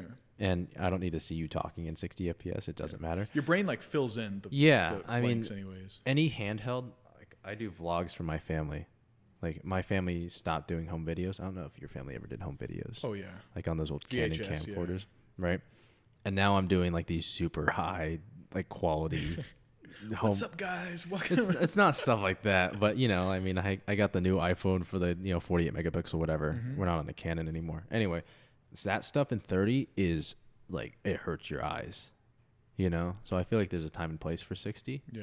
It's like when you're playing. a stylistic choice. Well, that's not even that. Like it's just you don't know what's happening. There's not enough information per second. Like in video games, you're playing a high-speed video game at 30. It's kind of rough. Oh, trust me, I know. It's a little bit rough. You know, you need more information. Yeah, So playing if you're- CS:GO at like 40 FPS, it feels like you're like playing in like a different time zone or something. It's so hard. Like I grew up on 30 because of Halo and Yeah. Destiny. When they came out, 60 wasn't a thing yet. And then I was never having on PC or anything. I do kind of feel like when it comes to games, like FPS games, I feel like once you get past a certain FPS, it like doesn't matter. Yeah. Like once you're like after like 120. 700 FPS, it's like, does that really, like, that's not going to make you Yeah. that much better. It's not going to make you like 3 times as better as like 100 FPS or something. Yeah, like that. his whole argument is that 60 in real life looks like a video game, and you're recording real life. So let's look at real life. But at the same time, if you're walking around, like for stationary, I fully agree 24 or 30. Yeah. Like this is great. But if this was moving around, The like, motion it captures, yeah. oh, it'd be rough. If you're capturing motion, I feel like 60 is almost necessary. Yeah. Or at least 50. It's crazy how like anyone can just make like insane like movie level Yes. like videos now just with like phones. Mm-hmm. And it's like and it used to take like a huge giant film camera and you're like cranking it. Yeah. It's insane. Yeah, my best films have been on iPhones. We had this whole project in film school where we used a Scoopik and had like legit 60 millimeter film. It was one of the most annoying things I've ever done in my entire life. I bet. It was terrible. I was like, dude, I felt so limited by the film. Yeah. It was ridiculous. I was like, dude, I'll just use my iPhone. Come on. Because it's so much like it's like handheld and everything. But I guess it is a stylistic choice. And like when you see a film, like a 70 millimeter film or like an IMAX film on a true IMAX screen, It makes sense, but it's only in crazy. that context. Yeah. It's like You know? you have to experience it like Did that. you watch the Oppenheimer thing? I haven't yet, but because like it was like sold out. But I'm gonna go to the IMAX and see it super soon. You should, because there's not that many showing 70. I know, yeah, For some reason, dude, Arizona Mills, I went yeah. opening day, and they broke their projector, and we had to watch it in Xenon. No, I was like, they did give me a refund, so I can go back whenever I want and watch it in 70. But at the same time, I was like, dude, like, come on. it feels weird that these films where the director and the artist and the producers meant for it to be viewed in this very specific way, and the only time in your life that you can view it that way is within like a few weeks. Well, at a very specific I think he gave theater. himself 3 months. Yeah. He like extended it.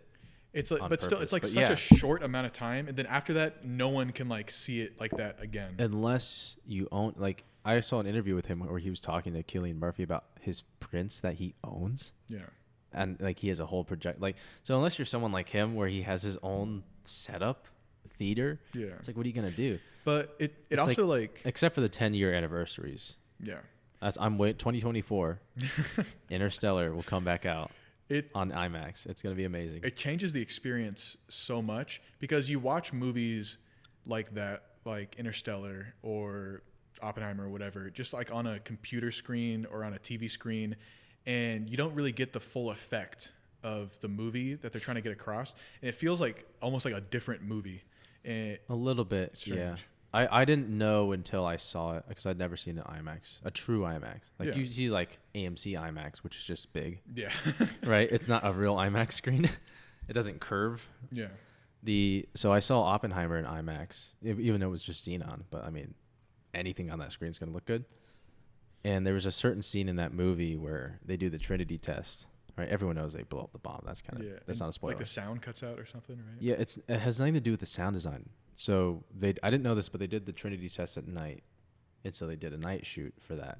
And so when it goes off, the characters in that scene aren't hearing anything, and so are you. You're not hearing anything, and then the only light they're getting is from that explosion, and then the only light you're getting is from that explosion. So it's one of the few times in a theater where it's like a perfect mirror of if you're there, you're getting the same exact experience they are. It was really like that was something. I bet. It was crazy. I've been seeing this trend go around where like at that scene where like the sound just cuts out and it's completely silent, people will try their hardest just to fart as loud as they can. Like so like a whole like theater full of people are like, all right, here we go. I've been seeing like everyone cracking their knuckles. I've been seeing a lot of videos like that where I feel like because going to a theater is such like such a weird experience. yeah, you have to like physically go there, and like there's a bunch of random people around you. And in recent years, there's been like so many trends to make it more of like an activity, because it used to be like the Minion thing. Yeah, it used to be like going to theaters like an already like a crazy activity on itself, but now you can watch movies anywhere. So now it's like people need to make it more of a thing. Like they'll like dress up like the Minion thing, or they'll like Barbie, they'll all dress in pink and make it more of like an activity to make it like crazy. Because just seeing a movie like isn't enough anymore. You have to like make it a thing. Which is crazy. The only thing theaters have going for themselves isn't even the big things, big screens, because you can just buy a projector just at like home hanging now. out with friends. But no, I think it's the sound. The sound is crazy. You can't get that sound. The Dolby, dude. Oof. I watched Dune in Dolby. Like I had my brain was splitting by the end of it. It was like so much bass. Have you? Are you into like audio, like audiophile stuff? I'm into it. I'm not educated on it. It's crazy. I have friends because I have a collection of headphones, and I have some DACs, and I have headphone amps that can make stuff sound pretty good. But then I'll go to my friend's house and they'll drop like $50K on a crazy setup. That's like tube amps that like physically warm the sound up that you're listening to, and like insanely complicated DACs that will take the digital audio and like convert it to like analog, and it makes it sound like better than like live sometimes. Or it's I would have to experience that to know what you're talking about. It's ridiculous. It's like you put on these headphones and is it any song that you want? Like anything. Some songs are better for it if they're like really well produced and you have like the masters for it, which is like why Tidal is really good. But it works better when you're using like analog, like vinyl or something like that. And you have a crazy tube amp, and you have a crazy like headphone setup, and you're like powering it, and it makes your brain like rethink everything it's ever heard, and you're like, it's like after listening to that, like all music just sounds worse now. And you're really? like, yeah, it's crazy. Once you like hear really good audio, it's like, oh my god. Is there a song that you were like, I need to hear this in this format? I guess a lot of, I don't know. I think the best produced songs are from like producers who make music themselves. Like Kinda Mark like Ronson? a lot of like Sean Wasabi stuff sounds super interesting when you listen to it like that, or even like what I was talking about, like MF Doom or other hip hop producers like that, where they'll sample stuff and then there's so much stuff happening in the background that it's crazy. Or artists that make like the soundscape itself, where like they'll have sounds in front and like behind you and above you and below you, and it just makes it feel like there's like you're there. It's crazy. That's really odd. I'd want to hear Venus, like the whole song, Yeah. like that, and then some John Williams thing, any John Williams thing. Yeah. Dude, some of the John Williams stuff in the Close Encounters finale music, you can hear someone drop like something, like a pencil on a Yeah, stand or something. you can hear that. It's crazy. You can hear that in because there's a couple recordings where they weren't remastered for some reason. The Close Encounters 1 special edition, the ending scene, and then the Adventure, not Adventures, Adventure on Earth. There's two different versions. There's Adventures on Earth, which is 9 minutes, and Adventure on Earth, which is 12. Yeah.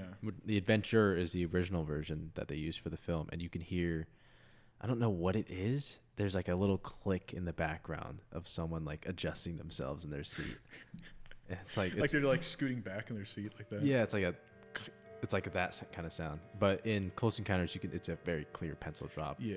It's weird listening to especially orchestral recordings from like older orchestral recordings from like the 50s and stuff with these huge philharmonic orchestras, and there's like always feedback, and they didn't record it the best. Like it will just be like one mic hanging above them, and they won't do like individual like, and it's all in just one huge reverberant room, so it sounds like super stifled and like centered and not great. And then now how they record like movie soundtracks, like orchestral, It's like drums aren't even on the same day. they'll like put plexiglass or like put them in a different like soundproof room, everyone, so it's like super, like you can hear everything. You can hear like the rosin going against the string. I don't know if I like that. It's different. I don't know, because if you listen to the horns on A New Hope, Yeah, they have such a crunchy tone. I like that. Yeah, stylistically. Like, like there's a certain sound like, And you can't get that when you record super cleanly. it's too good. Yeah. Like the Lewis Dowdle,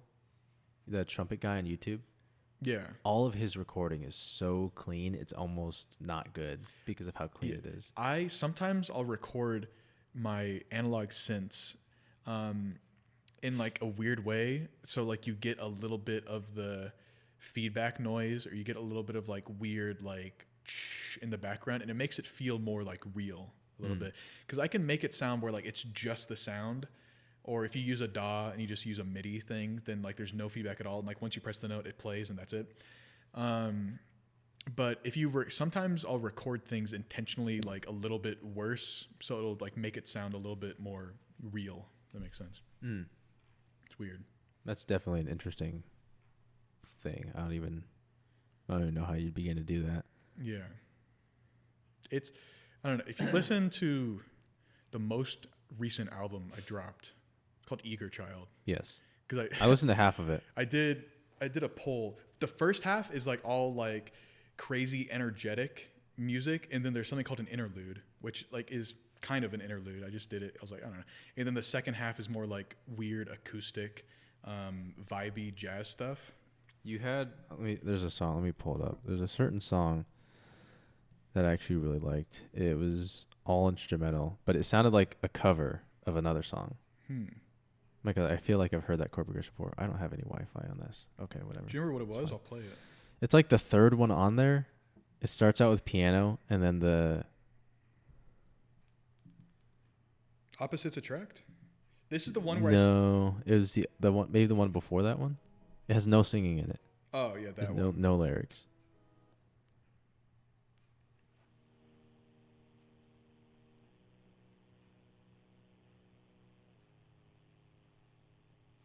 Hello? Is it playing? Oh, this one? Where you go over here and it's like piano. No, because that's like the anime voiceover one. There's one before that where it doesn't have the anime. The first one? No, because the first one wasn't. I don't know. Maybe it was the fourth one. But there was one where, because I remember distinctly the anime voiceover, and then the first one was very like, this is the new vibe. Yeah. But there's this song on here called Opposites Attract, and I intentionally made some of the analog synths kind of dirty, so it sounds more like, you listen to it, like more lo-fi and bedroom poppy. It's also playing from a phone speaker, so it'll sound kind of crappy anyways. And then I did like drum machines for it. I would do an insert, but then like your voice it wouldn't mix well. Yeah.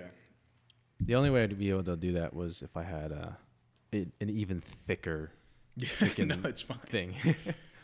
But that was one of the ones where I recorded it worse, so it would sound like more bedroom poppy and indie.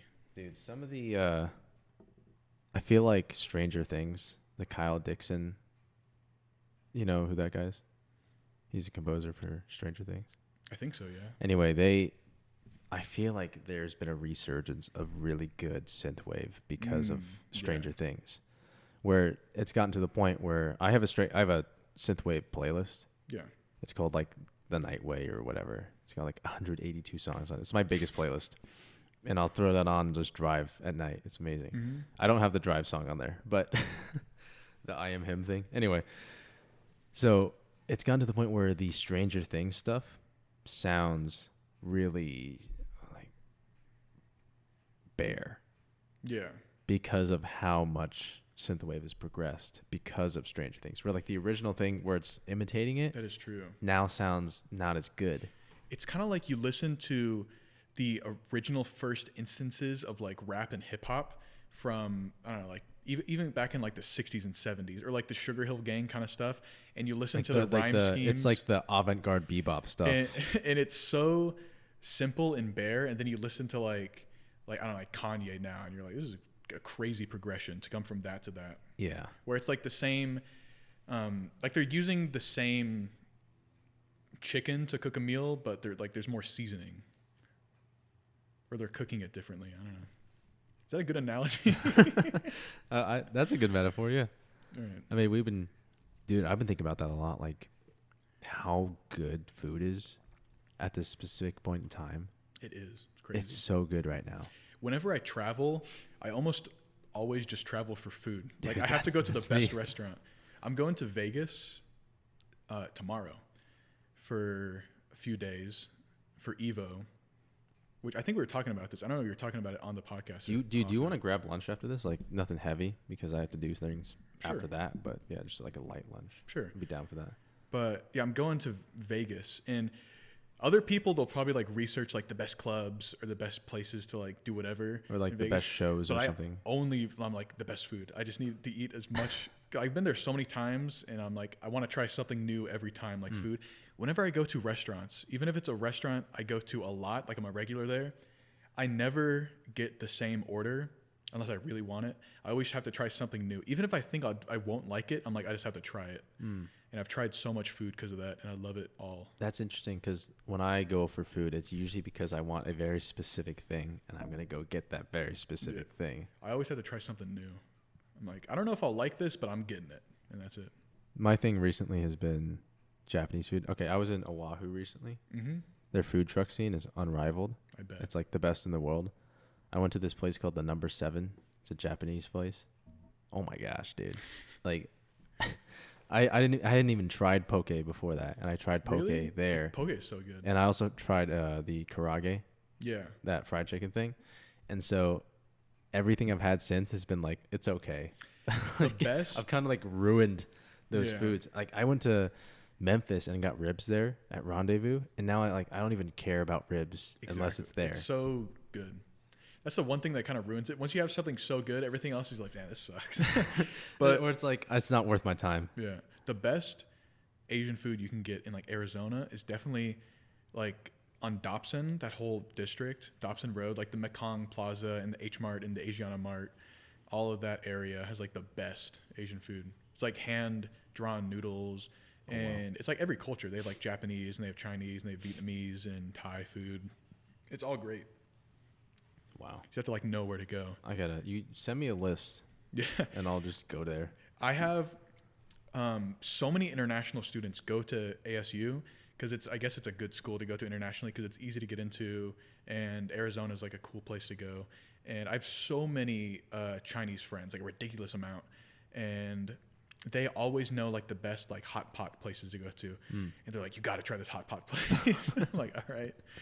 Yeah, Or- it's probably always amazing too. And it's like a random like weird parking lot in the middle of nowhere. They're like, trust me. I was like, okay.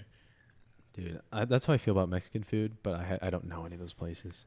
I have so many friends from all around the country, and I'll meet them through like ASU or whatever. And I had friends from the Midwest that thought Taco Bell was like authentic Mexican food, and I was like, that is the most offensive thing I've ever heard in my How do entire you- life. I've lived in Arizona my whole life. Just the principle of a commercial place being authentic in general Like, how does that? It's just like they're in Are they stupid small or town Midwest, and they're like, "This is Mexican food. This is what it's really like in Mexico." And I'm like, that is the worst I thing. was like, do you ever- think that's Burger King is what it's really like? Also, I mean, in Burger America, King, basically, burgers. And then I'll take them to, because you have to like know where to go to get really good street Mexican food, and it's always like these random houses and like on the sides of neighborhoods that have been converted into restaurants. Like it's some like abuela's house, and she just like puts some chairs in the front yard, and she serves like tacos and like really good tortas. And I don't know if you ever had Sonoran dogs, but it's like the best. Oh my God. It's like the best food you can ever have on the planet. It's like this super sweet bun, like hot dog bun, but it's super soft and sweet. And then it's a bacon wrapped hot dog. And then it has like pinto beans, pico de gallo, sour cream, I think guacamole, and like mustard and some other stuff. It's insane. And it's like this like main food in Arizona. Arizona like invented that food, Sonoran dogs, because we're in the Sonoran Desert. But also, little known fact, Arizona I think also invented the chimichanga. really, In like Tucson, yeah, a cafe in Tucson invented it. that's big. Arizona has such good Tex-Mex food and Mexican food. Like jalapeno bucks is really good. My dad had this student in his class, and she's Mexican, like full on Mexican. Yeah. But I don't know why I'm saying Mexican. My mouth is like running out of steam here. We've been talking so long. I know. I gotta do like mouth stretching exercises. That sounds sus. But anyway, so her family opened an Asian restaurant. So they have, and he asked her like, well, what's more difficult? And she said Asian, without a doubt. Like Yeah. it is ridiculously difficult. But I feel like Mexican food is harder to find good. Yeah. So there's 'Cause like it has a to be, weird like, balance authentic. because Asian food is so old. Like so many of those countries had never been conquered, Yeah. really. So it was like an untouched culture. So they could just keep building on their flavor and whatnot. But with Mexico, there's so many issues with like Spain, like just Yeah. killing everybody. It's such a unique food is like so unique to culture. Yeah. Because like music, you'll find instruments, like you can find a lot of similarities, but food is derived from whatever they have around them, like geologically. So it's so different from like every culture in every region of the world, and it's so interesting to taste. I just want to like taste Dude, it that's all. why America is so cool. Yeah, because it's like a melting pot. You know, Arizona and like California, the Southwest in general, has like a super high Asian population because of like the internment camps they had, where they just like Because of like Poston? Yeah, they just relocated all these Asian families, and they're like, we don't know if you're Japanese. So they never but They never went home. I'm guessing. a lot of them didn't have the money, and they're just like staying here. And now it's like generations of people that have stayed here and like made because food. I have such an issue finding Asian people. I want to say I've ever like in not just Mesa, sure, not but- just randomly passing, but just in groups I've been in. Yeah. I'm gonna say 4 total. What? Yeah, I mean, if you, I know 4 Asian people. it's like the total. locations though. In Cali, like Hina. everywhere. Hina is one of 4 people I know that are Asian. Yeah, she's from Japan. Legit. I have a lot of friends. Like if you go to ASU, it's such a melting pot. Yeah, I of, guess like, I cultures didn't and everywhere. cash in on that university social. Whatever. Or if you go to like Phoenix or Tempe or like any of the city centers, there's so many different types of people and like walks of life. And you'll meet them all, but it's crazy. It's insane how people can be like you would never think that like friends of yours that you have would be like segregated against, and then you see it all the time, and it makes like no sense to me. Like you have an example? Like whenever I don't know, you'll have groups of friends, and they're all from different cultures and different walks of life, and then somehow somewhere there's going to be some random guy that's like racist to one of them, and a different guy that's racist to a different one, and then someone else that's racist to another one, and it's so crazy to see that that's still like a problem in like the modern day, because I think racism is definitely something that's taught like when you're like at a young age. Like it's not something you're born with like at all. It's just something It's that's definitely like, experiential. taught. Yeah. I feel like there are certain things that reinforce it that are just unfortunate. Like it's someone gets robbed by like a black guy, and they're like, well, then they must all suck. And it's It's just ridiculous, It's yeah. just like simple-minded thinking from a bad situation. Yeah. You know, for me, I'm like, well, I'm not going to go to that area. For me, it's very geographical because that's kind of where culture is. Exactly. You know, it's like, oh, like, you know, people from this area I may not like, but I don't really even know what they look like. I just know that they're in this area. I had friends. Because that's how it used to be. It used to be very like, oh, like if you look at old stand-up comedy, like the way that they were racist. Like the vaudeville stuff? No, like I'm talking Don Rickles. Oh. Okay. Right? It was like, oh, French people are smelly and Italian people are loud, but they're all white. You know, it wasn't like what they look like. It was where they're from. Yeah. And I felt like that was a lot safer than, because I feel like I don't want to say it's more accurate, but it's less like, oh, you look this, especially in America, dude. Yeah. Whereas like I'm Asian, but I have white parents. So like I'm the least Asian person ever, but I'm Asian. Stereotypes are definitely detrimental, I feel, because stereotypes are like, people feel like they aren't as bad. It's like, oh, it's just a fun stereotype. But Although sometimes it's helpful. It builds like this stuff. People trust my opinion. Yeah. Okay. it like builds this cultural understanding of these Especially stereotypes. if it's academic, dude. They're like, oh, Ben must be right because he's Asian. Yeah. I'm serious, dude. It's weird. And then I have an insane amount of Asian friends because I go to ASU and they have a huge population there.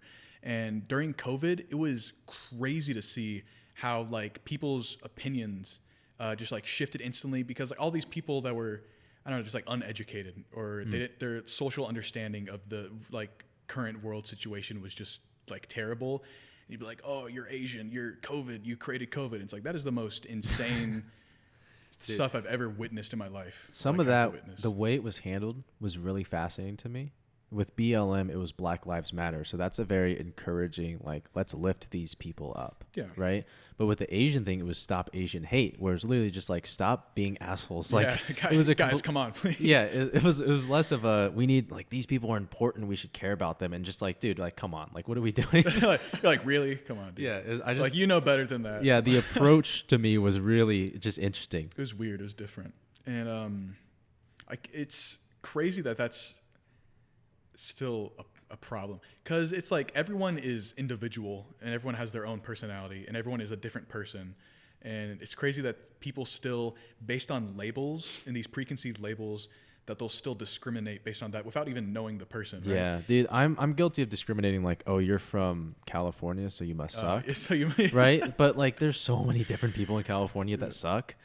The worst, I think, even beyond race and culture, there's within the U.S. there's like the two-party system, which personally I hate, because it's like, even if you choose to identify with one of the two parties, then like your views can be, there's such a spectrum within those, and there's so many two contradictions parties. too. Exactly. And it's like, if you say like, it's really like, oh, I label myself as blue, oh, I label myself as red, and then to someone else to be like, oh, you're conservative, then you're a country bumpkin crazy person. It's like, oh, you're liberal, then you're like a surfer dude and you think all these crazy stuff. And you it's like no, weed. There's a spectrum between the two. Yeah, politically. for me, it's the contradiction that annoys me. It's like, if you're, you know, you can be pro-life as a red person, right? Yeah. Which means you care about people, right? Yeah, and human life. But then you're also like, kill homeless people, right? Where it's like, huh? Then the same with, you know, liberal people, where it's like they're pro-choice, where it's like, okay, well, maybe less of a value on human life, but there's a whole thing about what isn't life. But then they're like pro-homeless people, so there's a weird thing there. I think it's worse with the red. I just hate labeling people without knowing them and being like, oh, because you're part of this label, then you must think exactly like this way without even like knowing them. It's right? how nuance is frowned upon. Yeah. Like whenever I talk to people about like my views on like marijuana and like why I would never do it personally, just because like my brain is just, it wouldn't be good. Yeah. Like I've done so much research, and there's always like the caveat that they present, like if you're this person or you exemplify these types of attributes, maybe don't. And I'm always in there. Yeah. So it's like, well, maybe not. Yeah. And then people are like, well, then that means you hate me. It's like, well, like when did I ever say that? You know, it's like the absolutism is crazy. It's insane. Definitely. I hate the whole like, oh, assuming makes an ass out of you and me. But it's like so true that assuming someone's views based on like a label or like one opinion they have is like crazy.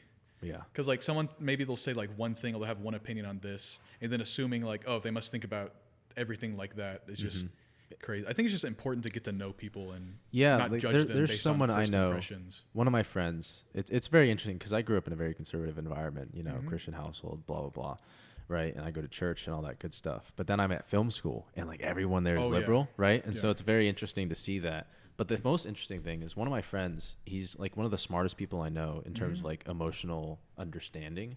But then he holds very specific beliefs that like that's very weird that you would like hold these beliefs and then hold these ones at the same time, Yeah.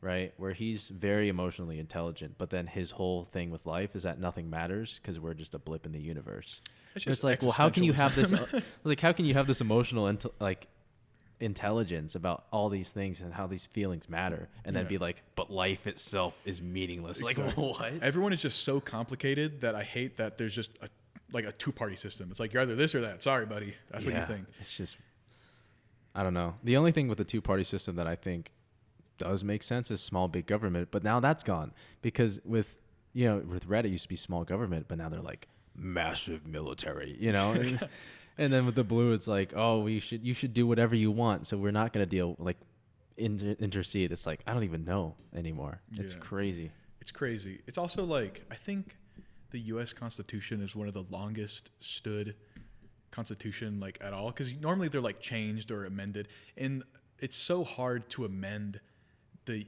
U.S. specifically, like the Constitution, that at this point they just like add new bills or new like rights, because there's The Bill of Rights, yeah. there's so many like steps and steps and steps. Well, dude, that's the thing. Like with prohibition, they didn't take away that; they just added another Yeah, one exactly. to get rid because of it's so hard to change like anything about the system, and I feel like with all the new technology and the new like there's so much like up in the air and so much is changing that it should be easier for the people to have a voice and try to it should be more liquid, a lot of the changes, I guess. Dude, that's the thing though. I feel like you can't have your cake and eat it with America, because true. people were very pissed off about how we handled COVID, and rightfully so. Like whether you like it or not, it didn't Pretty work. much every country Yeah. handled it like terribly. Like it didn't work, right? But then I remember this dumb people.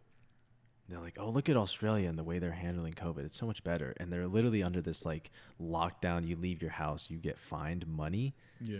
Like this complete lack of freedom. And same with Italy. And I'm looking at America and like, isn't it a good thing that we can be so stupid, that we have the freedom to be stupid? You know what I mean? It's like, it's the freedom that makes America good that made COVID bad, because people are generally dumb. Yeah, I think It's like we're giving you the freedom to be stupid. a lot of people are You know pretty, what I mean? it's kind of like do it at your own risk, and it's like, oh well, you died, sorry, I guess. Yeah. Kind I of don't thing. know. It's yeah, it's crazy. That's such a hard. It's like I'm so interested what the history books are gonna say in like 100 years. I feel like I'm gonna be on the History Channel when I'm like in my 90s. Like I was there when COVID happened. That's not what happened. I was in college. You should have seen it. People were dropping like flies. We're dropping out like flies, dude. It's going to be interesting viewing it in hindsight, because there's going to be so many research papers like what could have been done like in a better Yes, way. yeah. And it's like in hindsight, it's like probably a lot of the decisions that were made were like the worst decisions that could be made. Yeah, it's interesting, like the way, because they've come out recently and said why they said certain things. Yeah. And it was like it's like when you're in charge, it's like when you're at war. It's like you say certain things and do certain things. And you hide a lot of the. and you hide because of how people react in the moment, but in the long run, it's going to work out. Yeah. Like the way how they said, oh, these certain masks don't work, so don't buy them. But they were really saying that because they did work and they needed to prioritize hospitals to buy them. Yeah. And so they did lie, but like it was for a good reason, kind of. And now people are like, well, now it means we can't trust you. It's like, well, this has been happening. It's such for a so long. hard topic to even like talk about. Did you hear? Especially because people get so mad. Kind of in the same vein, going off that topic. Did you hear? Did you watch any like the huge congressional trials on the UAPs and like No, dude, I skipped out on the UFO thing. It was insane that like how much information that was like withheld, and a lot of it is kind of like vague. To me, I still look at that and I'm like, information. well, what are they doing that they're trying to distract us from? But It's still like interesting. The trial was crazy, and not trial, but the hearing. Yeah. It was super interesting to hear, and a lot of it was like still vague, but and they're like, oh, there was crafts that the pilots were non-human, and it's like, okay, what does that Yeah. mean? And it's just interesting that it's like all come out now, and like what would have happened if they let that information release in like the 50s What the LSD? with like Roswell going on and everything like that. It would be insane. Oh, dude. Freaking McCarthyism. Oh, man. Well, I think we should probably wrap up pretty soon. Yeah. We've been going for a while. This was fun though. Yeah. Talked about a lot of topics. Dude, we haven't seen each other in actual years. I haven't seen you since before COVID, It's true. and it's now 2023. I haven't seen so many people since before COVID because COVID, you know. Mm. And then I kind of just like stuck with like my friend groups that I was like really close with. You know something really weird? The girl who made the dirty chai from Hava, Yeah. she looked exactly like Amy, and like I was staring at her, I was like, "There's no way She works there. she does." It Yeah. probably was her then. She got a That's weird. yeah, I was like, you gotta apply there and work there because she's been a barista for like her whole life. So that definitely was her. I was like, I was making Definitely. eye contact with her. I was like, "Do I know you?" Do I And she didn't say know you? anything, so I was like, "Maybe not." Definitely. But that's so funny that it was her, Yeah, it's because I haven't seen her since before then, and I'm seeing you today, and that's just the and context people of like look so that different. friend you know? circle. Well, she looks the same though. That's the thing. Okay. She pretty much looks the same. I just thought it was funny that I'm meeting with this, because you're kind of like an inlet to this like specific friend circle Very that I haven't small- been in contact with for a while. very small world, but at the same time, huge world.